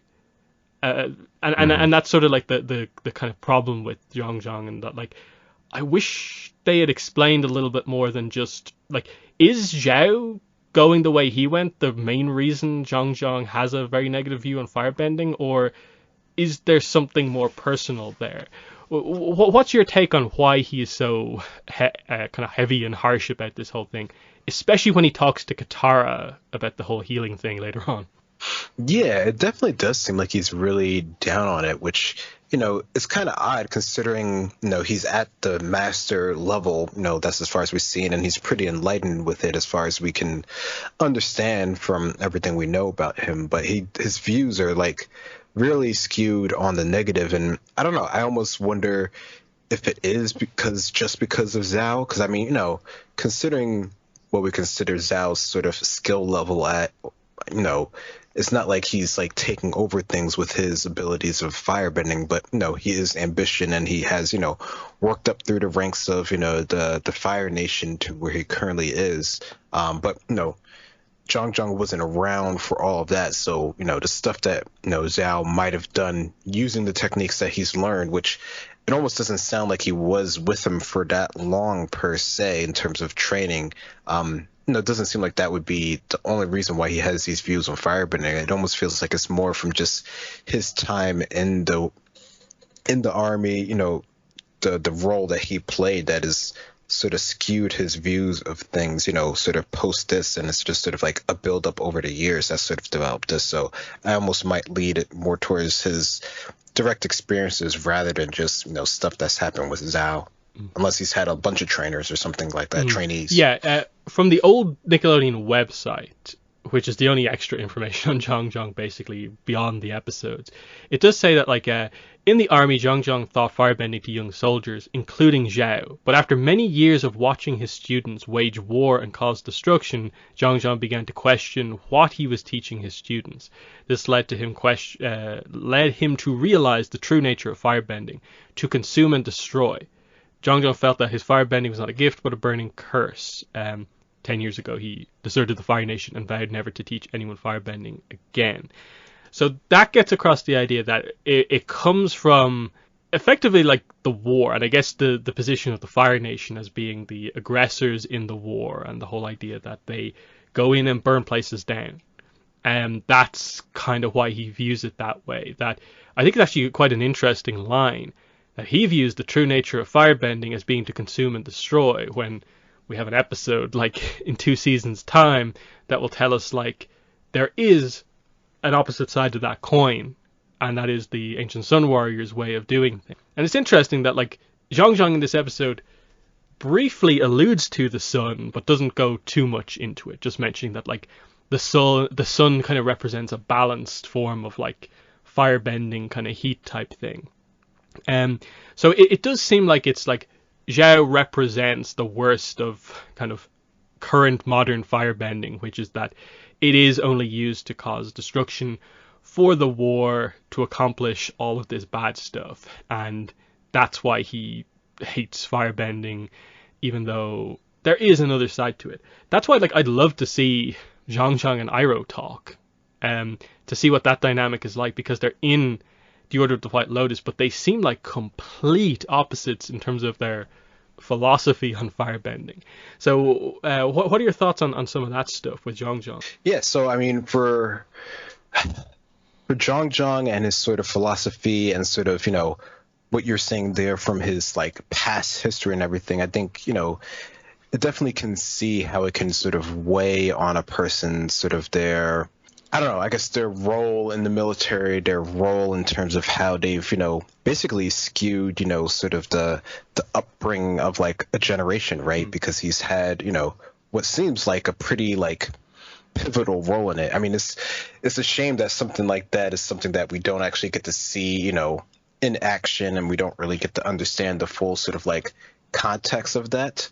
But I definitely think that, that's something that would, change your outlook. I mean, it seems like, I don't know, it seems like he probably already had like, the spark that this wasn't necessarily like the right thing to do. I mean, depending on, and you were mentioning before, like how he, actually was involved in the White Lotus and joined and everything like that. Like, being able to, get into that group despite being in this sort of, regime that he's currently into, along the lines of sort of Iroh and him joining as well, speaks to sort of their overall sort of like, I guess, core of their character and their philosophy on things. I mean, it just seems that his view of it just went a lot sort of darker and deeper than we might say, compared to say Iroh, who's also in the Order of the White Lotus as well. So, there's interesting, I guess you could say, comparisons that you could do between the two characters and their views on fire and how they actually use those abilities and how they,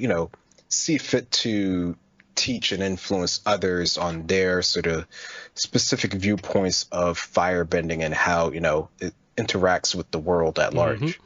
Yeah, so we get the Katara healing scene. She puts her hands in the water, and it's not like super clear, like, how exactly this happens. It just like activates. I guess she tries to activate waterbending with her burned hands, and it kind of just happens. There has to be some sort of a discovery of this ability, and Zhang comes in at this, explains it to her, which is that like, some people from the water tribes have this ability. It's such a blessing compared to firebending, which is a curse. And I like the point that she makes, that like she wants to become this amazing bender, and she sees a master firebender being like, I basically hate my ability because yours is better because it heals people, whereas mine only hurts people. And it's an interesting kind of conflict, because immediately after this conversation comes to an end, he expertly, like masterfully, blocks this giant fire blast that comes from Zhao, and like the form that he uses, the kind of how effortless it is. It's still part of him, even though he seems to have this very negative view on it. And they do such a great job at sort of showing you the idea that because we haven't really seen Iroh firebend properly, here is the best firebending in a way we've seen in the show so far. Like, look at this form. Look at the insane control that he has over this in a more kind of practical sense. The walls of fire he like effortlessly puts and holds up to manipulate the boat and where it needs to go. This one showing, combined with similar stuff he does in like the finale with the comet, immediately just is like, yeah, he's within the range of some of the best firebenders we see. Literally, just the fact that we don't know if he knows anything about lightning is the only thing that kind of holds him back from being, I think, compared to the likes of Ozai, Iroh, and Azula. But it's such a unique defensive firebending style that it always makes him stand out in those sort of more technical discussions. And it's cool because he does some bending here, but he doesn't fight. It's specifically noted that like he has vowed not to fight here, and he's not going to fight his student. What are your thoughts on actually getting to see sort of Zhang in action here? I think that definitely, it shows his, mastery that he has here. Even like right before this, Katara's like, oh, you have, abilities that I'll never, understand or realize or whatever, which, you could argue that she definitely does get to that point eventually. But, just seeing him in action here, he definitely, from all the firebenders that we've seen, even, the one earlier in the episode doing the performance, it seems that his motions or just the way that he, does firebending definitely seems to stand out compared to what we've seen, a lot of it up until this point. Definitely has a different, sort of sense and sort of technique to it. Even if it is all defensive, and it really is just like, two moves really, or maybe three moves. He redirects, he sort of brings up a wall, and then he does sort of like a disappearing act with fire. But just in those three moves there, there are things that we haven't seen that seem sort of different, different level of control than what we're sort of used to seeing here. So I think it's definitely cool to see that, and it definitely speaks to his abilities. And yeah, I guess the idea of can he do sort of like lightning or any of those other sort of specific tasks would really set him up as sort of being like one of the strongest current living firebenders of that era. I don't know, but it definitely speaks to him overall as a character and his And then abilities. you sort of wonder, like, would his kind of negative view on firebending limit him from doing lightning, given that you have to have like a clear kind of cold mind to it, where he definitely doesn't like viewing the core ability as being like a burning curse. So that's an interesting thing as well. Um, so with Aang after burning Katara, it's interesting. He is put in sort of the Zhang position of like back turned to the door around all the candles, and he says he's never going to firebend again. Katara immediately reveals that she's healed, so kind of resolving some of the conflict around that. But she even says that you will have to do it someday because you're the Avatar. But we know he sticks to this like all the way up until like the Guru, where he finally unlocks the chakra by kind of in a way letting go of this kind of promise in a way. But interesting, he does immediately try to kind of redeem himself here. Once he's told that Zhang was captured, he goes to try and stop Zhao. And it's an interesting one because like it shows immediately like, okay, like Aang always will try to make up for the issues that kind of he sort of causes. But I like the kind of juxtaposition here of like Aang now in the Zhang position here. But what were your thoughts on this scene? Yeah, I mean, he doesn't necessarily, sort of, instantly go for the redeem side of thing. He, definitely goes more towards, sort of, I guess, confronting and figuring out things. And I don't know, I think, he definitely has a bit here where he has to sort of, figure out what he's thinking about, how he views his, current previous actions, and I guess sort of how that's gonna like deal with everything going forward. Qatar, definitely sort of tries to push things through here because, there's a situation at hand, which I think is something that has to be dealt with now, of course. But, I think in the future, and I guess you do get to see the eventual sort of resolution of how he's going to deal with sort of like the fire in the future and, the current, I guess, sort of incident that he had here. But I guess they don't really go too deep into it as you might think they should or could in the future. So we get the kind of conflict, like Aang basically goes to face Zhao after Zhang does his disappearing in a ball of fire situation. It's a little funny because like immediately after he does it, Zhao is just like, he just ran off into the kind of forest as if like, revealing the magician's trick, given that there was a magician earlier on in the episode. It still feels a little bit like, whoa, like what happened here? Because I suppose like Azula technically kind of does something like this in the chase, isn't it? Yeah. So I wonder what the actual details of this like technique are. Like, do you use firebending to sort of like propel yourself really suddenly somewhere, or what? Because it doesn't seem like it's just like, oh, he created a sudden like ball of fire surrounding himself that's really big. No one has enough time to run into the forest, so I don't know. Any thoughts on this technique in particular, or is it just one of those ones where like it has to work this way because they can never truly explain it?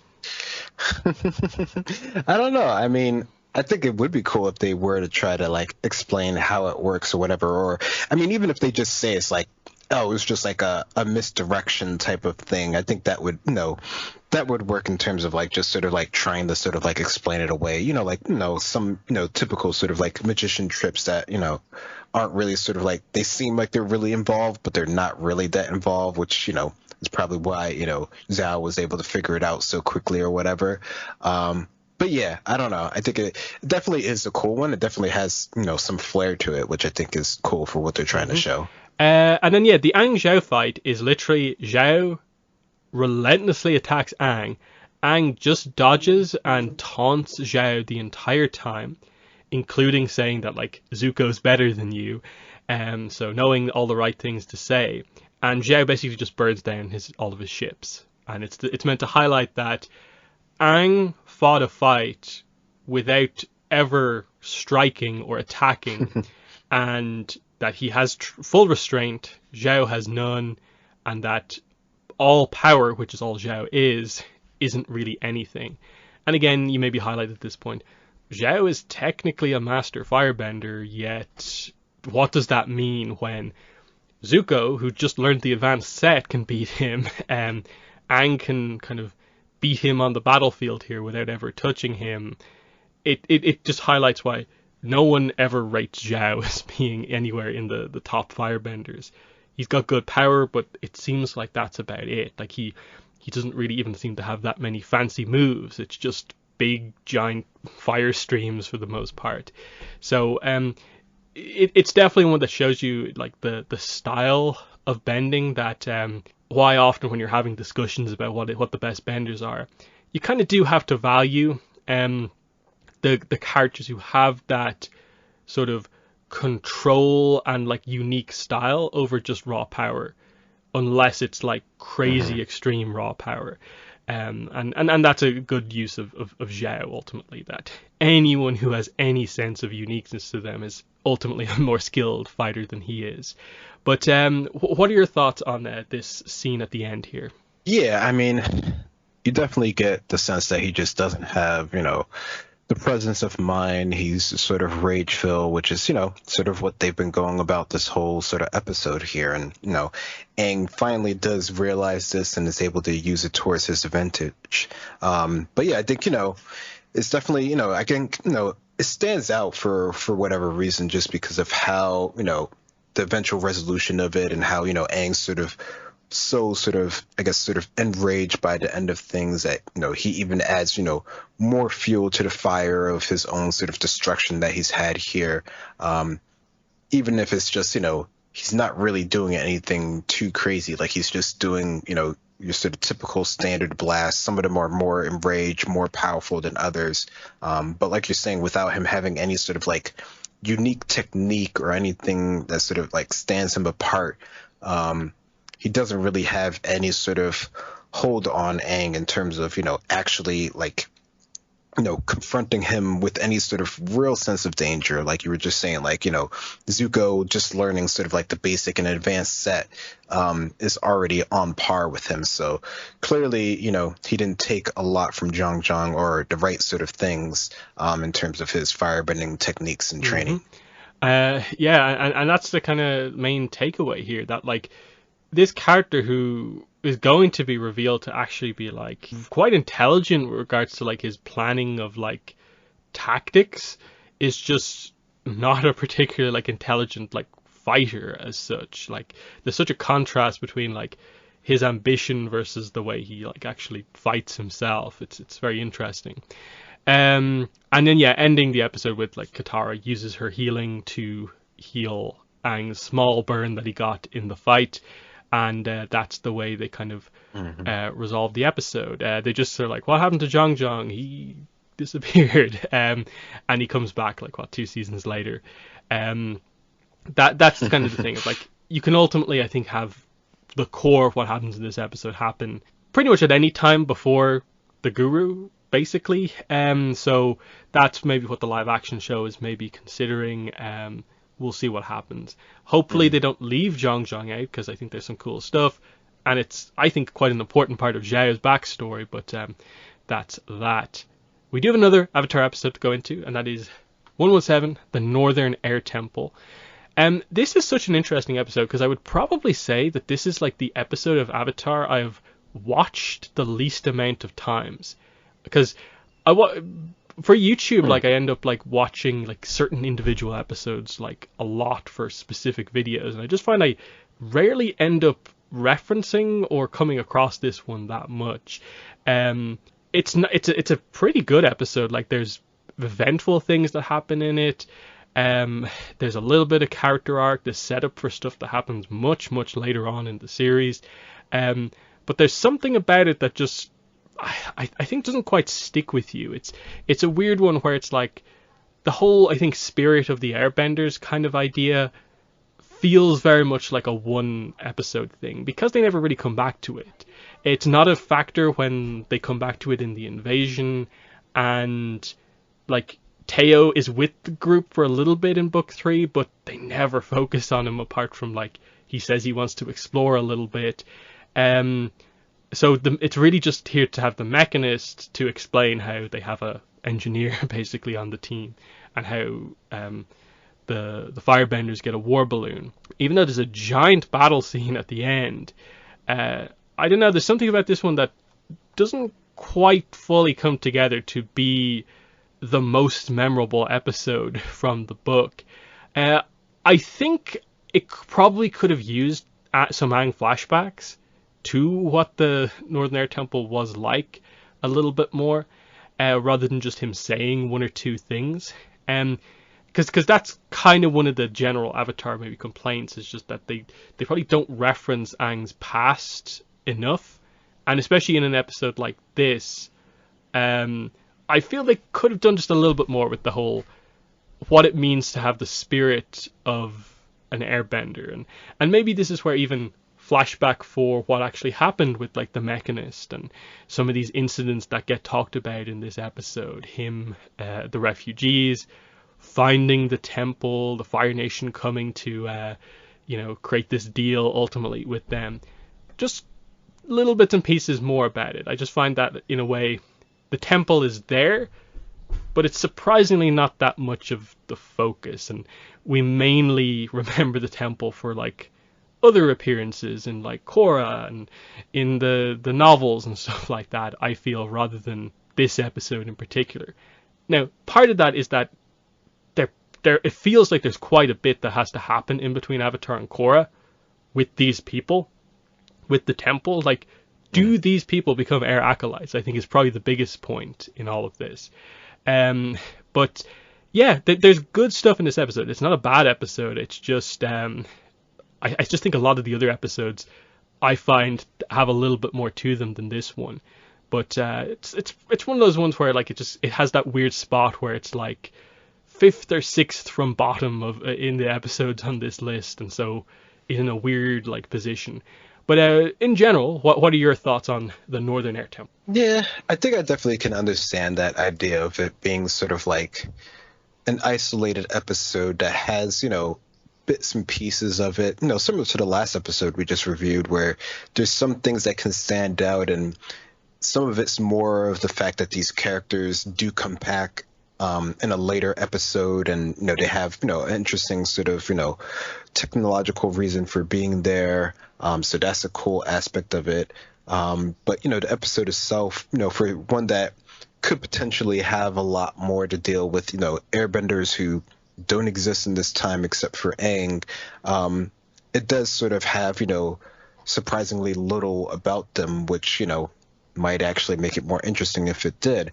But no, I think it is a cool one just in the fact that it does give you a little bit more on sort of the state of affairs of the world and how people are dealing with things, how, people are being displaced and how people are, not necessarily directly involved, but are directly involved with the war, are being sort of taken advantage of. So it does have, some extra bits in there that, has this reason for, I guess you could say, existing. Like, it's not like, it doesn't feel like it's a completely throwaway episode.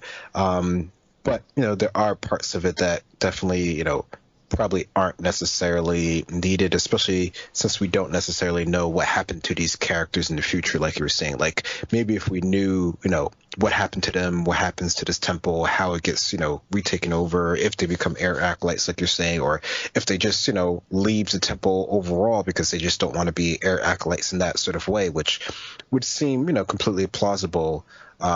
They just sort of, the episode just sort of has that sort of odd spot, like you're saying, but it's still a cool one to see every once in a while, just to see the technology part of it, I think. And again, like with regards to the live action, it seems like they've cast people for all the key like players in this one, so seems like they're going to do this one, even though like from like almost like a budget perspective, this seems like a really high budget episode if you want to do what happens here, because you have to do like a whole temple that you only visit for this one episode, do all this flying scenes and all this technology, quite a crazy battle at the end. So we'll see what they do with this one. Again, given the relatively few number of episodes they have, they seem to be tackling quite a few of the kind of one-off episodes. But anyway, we'll get into this one here. I like the setup of this, that they're just kind of, around a camp with other people, and the kind of storyteller guys are just telling stories, and they're all convinced they're telling like kind of ancient airbender stories from like 100 years ago. And then it's just like, oh, your great grandfather must have been like alive 100 years ago. And it's like, no, he's just over there. He saw them last week. And so it's this kind of hopeful moment for Aang, where it's these flying people near the Northern Air Temple. And they're like, oh, maybe the Northern Air Temple survived this. So there's a little bit of a kind of hope after like episode 3 references mainly. But no, it is immediately revealed that Aang can see it even from a distance. These people are just gliding. They're not actually airbending, and that difference. You can still do crazy stuff just with gliding. And again, they explain some of the unique kind of properties around the air temple to further assist it. But the fly off that Aang and Teo have is kind of cool. It's a very cool like action sequence. And it's obviously meant to set up the idea that, like, yeah, air power in the fight, which the Fire Nation don't have. It's the only thing they don't have. It's an interesting point. But what are your thoughts on some of these, like, early scenes in this episode? Yeah, I mean, I think this is a nice, even if it is a bit sort of disappointing to Aang and co., it's a nice introduction to these people who have, figured out their way of using, their natural natural sort of environment in order to, help their survival in terms of, using the air currents, being able to use it for like entertainment purposes and sort of enjoyment there. And, sort of having their own sort of sense of spirit, even if Aang isn't initially sort of like in tune with what they're actually doing. And yeah, the fly off that they do have is pretty cool. The moves that they do seem pretty like involved, especially for, someone who's maybe not grown up, as an airbender or anything like that. But, at least initially, Aang is still pretty sort of like down on the aspect of these sort of flying sort of wannabe airbenders. Mm-hmm. And then, yeah, this is where it gets brought up, the idea of like, oh, he seems to have a spirit of an airbender, and it gets brought up later. And it's a little bit of just like, what exactly does it mean? And it seems to just be like the ability to have fun while doing this stuff is what it seems like.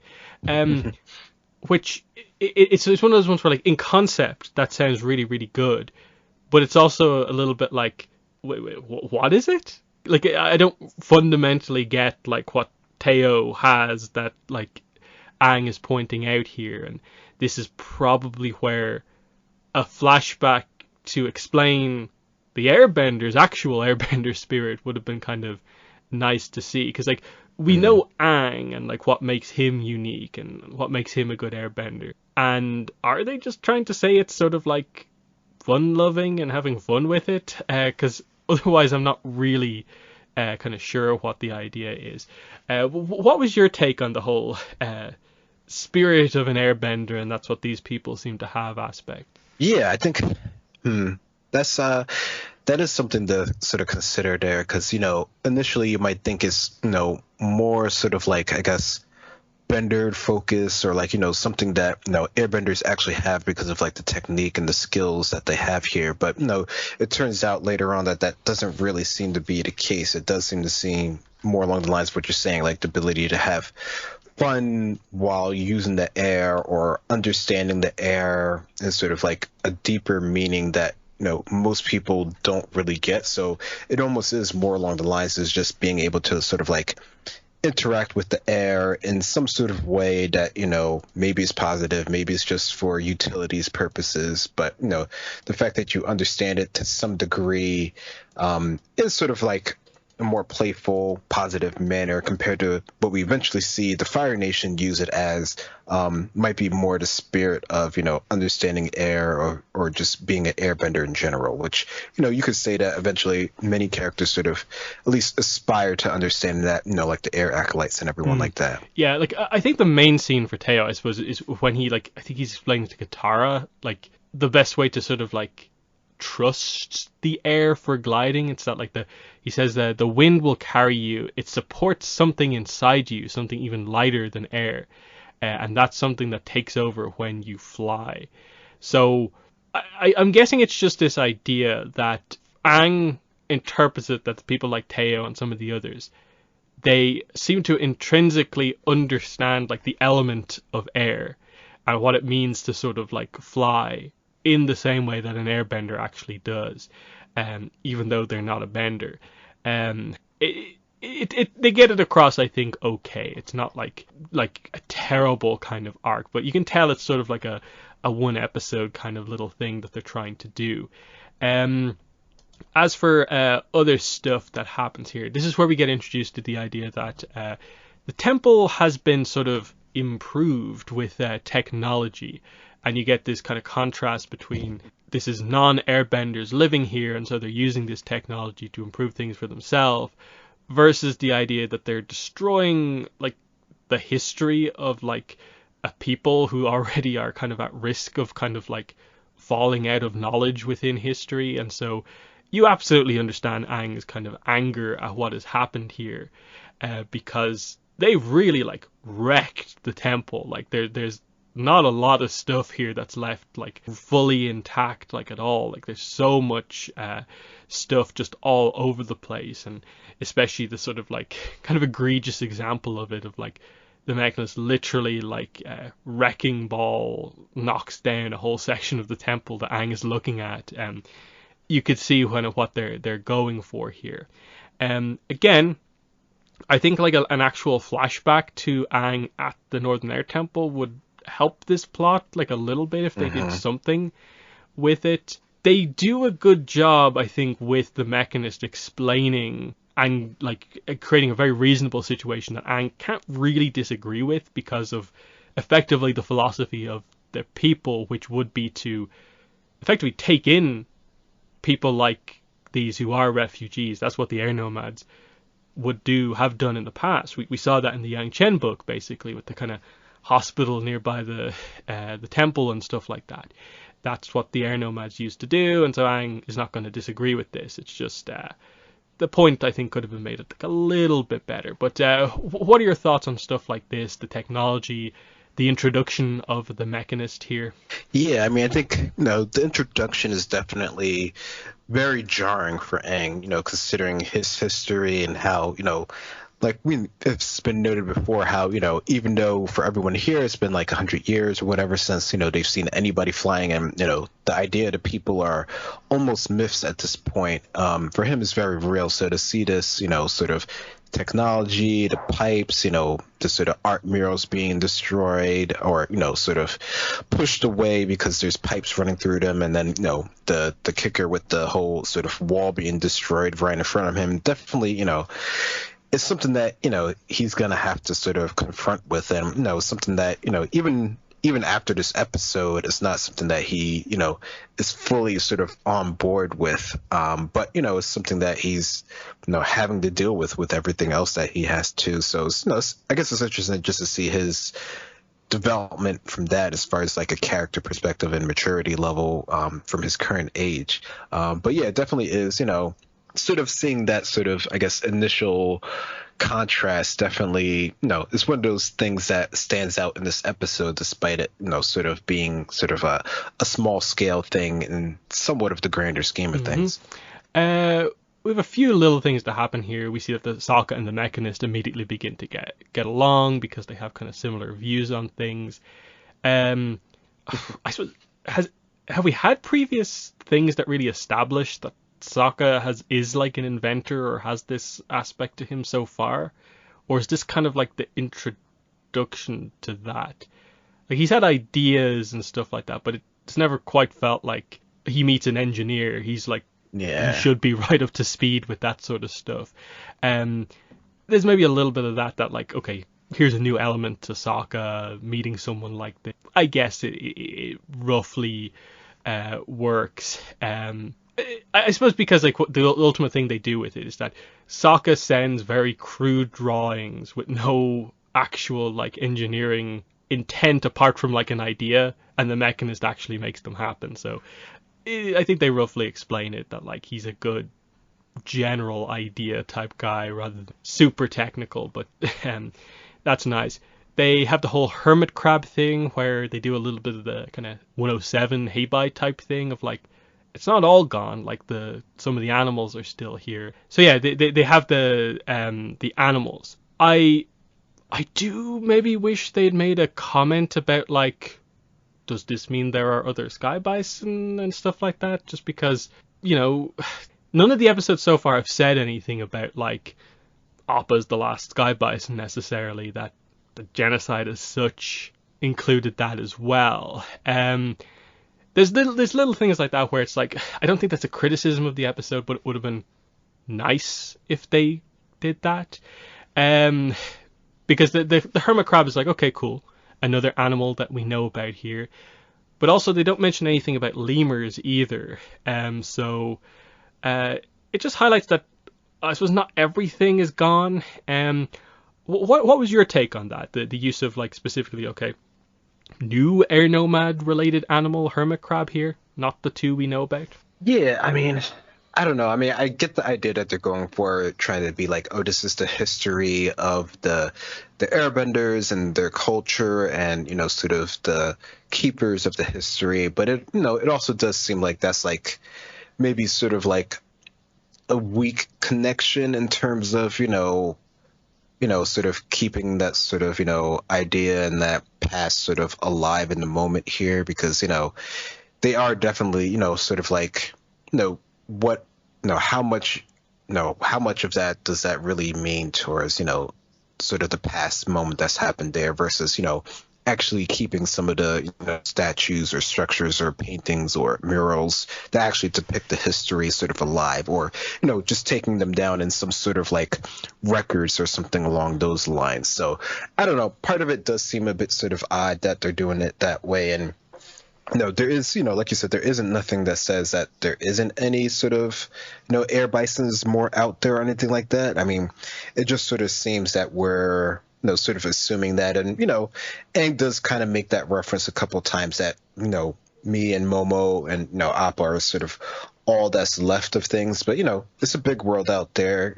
There could be other things going on. I mean, we know from other things that there really isn't. But, at this point in time, we don't really know as much about the world as we might think we really do.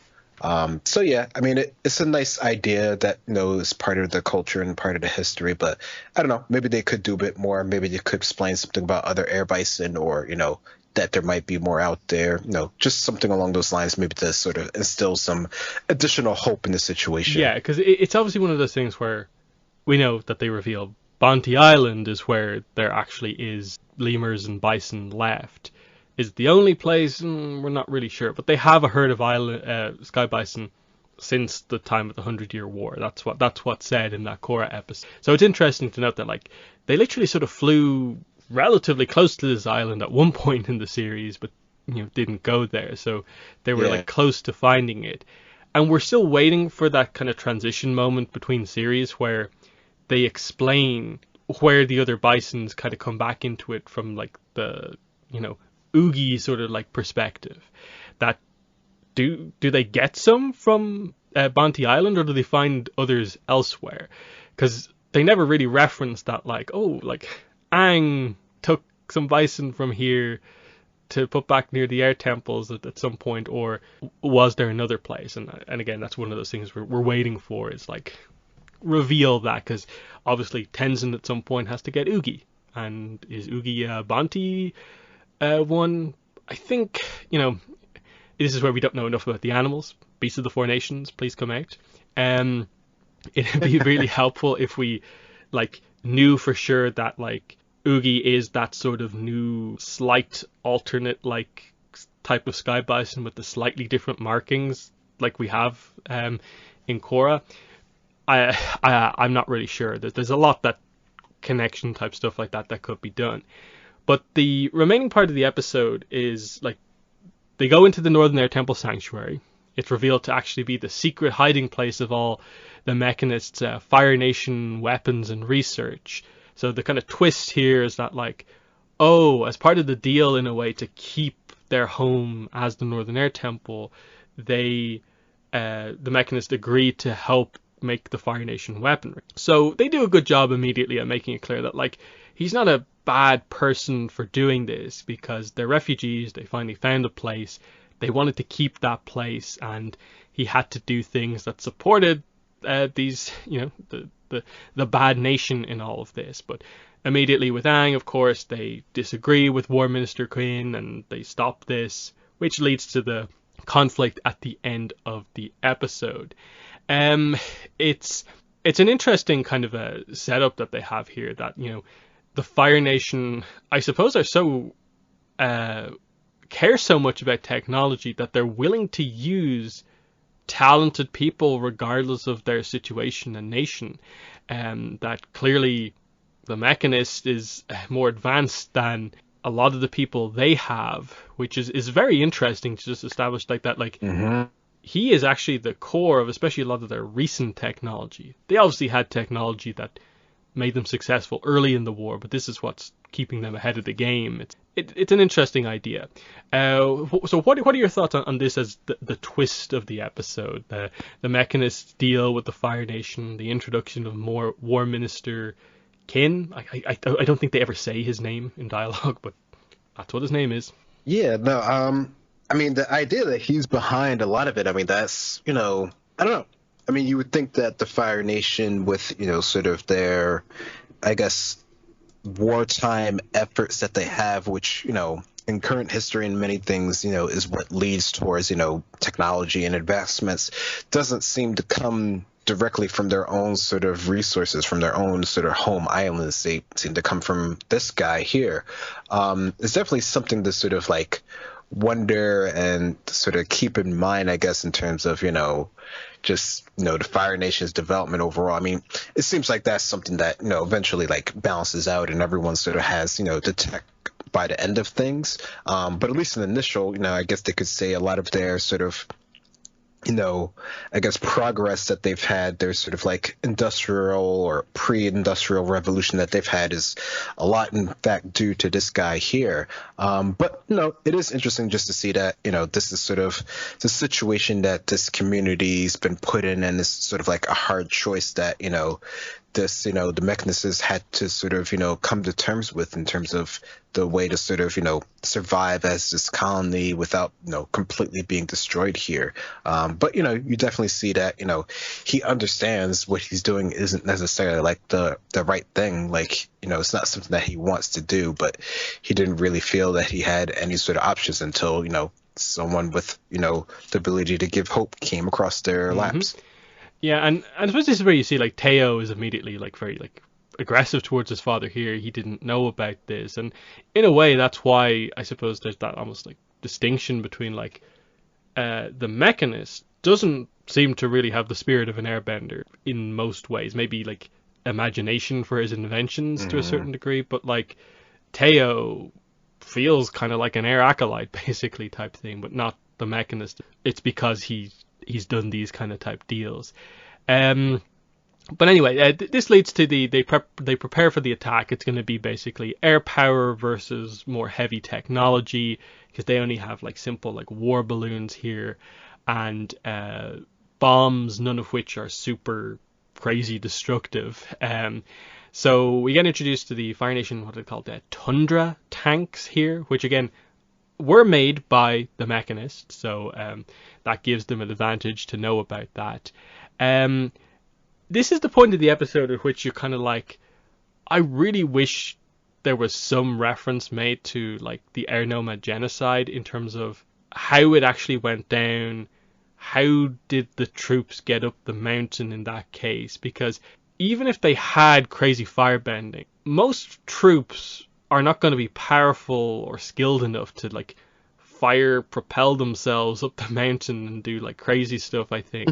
So they'd still be at a crazy disadvantage, especially against like multiple airbenders able to do like technically what Aang does here, and you have multiple of that. So there still feels like there's answers to be had. I get there's an element of like surprise attack. I think from the RPG book we know a lot of the airbenders were not actually at the temples because they were around the place being nomads helping people all across the world. But still, this would have been a nice episode to, I think, include aspects of like from history. We know this is how they attacked during the attack during the Enoma genocide, and we have to now try and like defeat basically what happened there in the past using clever technology. Ultimately, it's about like they don't have effective enough weaponry to break through the chains, and it leads to the whole side plot with the Mechanist and Sokka finding the way to add a smell to gas and the explosion and so on that destroys the tanks. It is an interesting one in terms of the show. Kind of, I think it very much struggles to. There's no way to like win this battle without basically saying that multiple people die here because they're on the edge of a mountain. Like Aang drops an avalanche on people. There's no way to explain how no one dies in the middle of this, and they just have to sort of walk past that. Again, it's quite a decent fight. It has a little bit of the element of, sort of like train the natives to kind of win the battle kind of type thing, but it works overall, despite not being a huge scale conflict. But what are your thoughts on the kind of ending sequence of the episode? Yeah, I mean, I think... Yeah, the whole sort of train the natives things. I guess that's like your sort of like typical trope that you might see here. But I think, for the way that they're doing it here, it's not necessarily so super training. It's more like sort of like a motivational type of situation here, because they do sort of have, most of the mains already. It's just sort of the willingness to use them and sort of the guidance on how to use them. I mean, I guess, Sokka does have a couple of his own sort of moments here where he's able to sort of inspire with his own sort of, I guess, newly found engineering prowess that he has here. So, I think that definitely works towards, helping the situation here. And I think, the battle itself is pretty fun. Like it's pretty, I guess it works well. It shows the uniqueness of what they have. It shows their advantage over sort of, the Fire Nation here. It does sort of, question how this sort of all worked in the actual war. I mean, if you're believing on the card games and stuff like that, like maybe there was some backway entrances to the temples that were able to use in the surprise in this in order to get their, troops in place before, potentially just getting blown off the mountain, which is essentially what we see here when Aang just, does the air scooter with the snow over the edges, which, except for like large scale vehicles, which we don't know if they had those exactly back in the day 100 years ago. We're going to assume probably no. That in itself seems like that would have pretty much like ended any sort of confrontations, at least on the temples that have that sort of advantage, of course. So yeah, I mean, but I think the battle here, I think it works. It has, a lot of different beats to it. It probably, stands out in terms of one of the more sort of smaller scale battles. Even if you don't really know the whole sort of like bigger end resolution to this whole community, it works for this sort of isolated, incident that we have here. Yeah, and probably like the biggest thing with this episode is that like the ending of it is just sort of like, okay, it's this Fire Nation find the war balloon. This will lead to many victories kind of in the future. it is a setup for like Mhm. a scene that like happens like basically like 2 full seasons on from now. Like it's interesting that the setup is here, and between then and now, War Mister Kin is used in like the drill. So like you get the sense that he's involved with the technology project for the Fire Nation, but Mhm. they don't really give you any hint about Fire Nation air power until it actually like arrives on the scene. So it's an interesting kind of setup with him. But the other aspect of the kind of plot does sort of just like end. It's like, oh yeah, okay, we need to move on to the Northern Water Tribe, buy Northern Air Temple. I guess we're okay with what's happening here.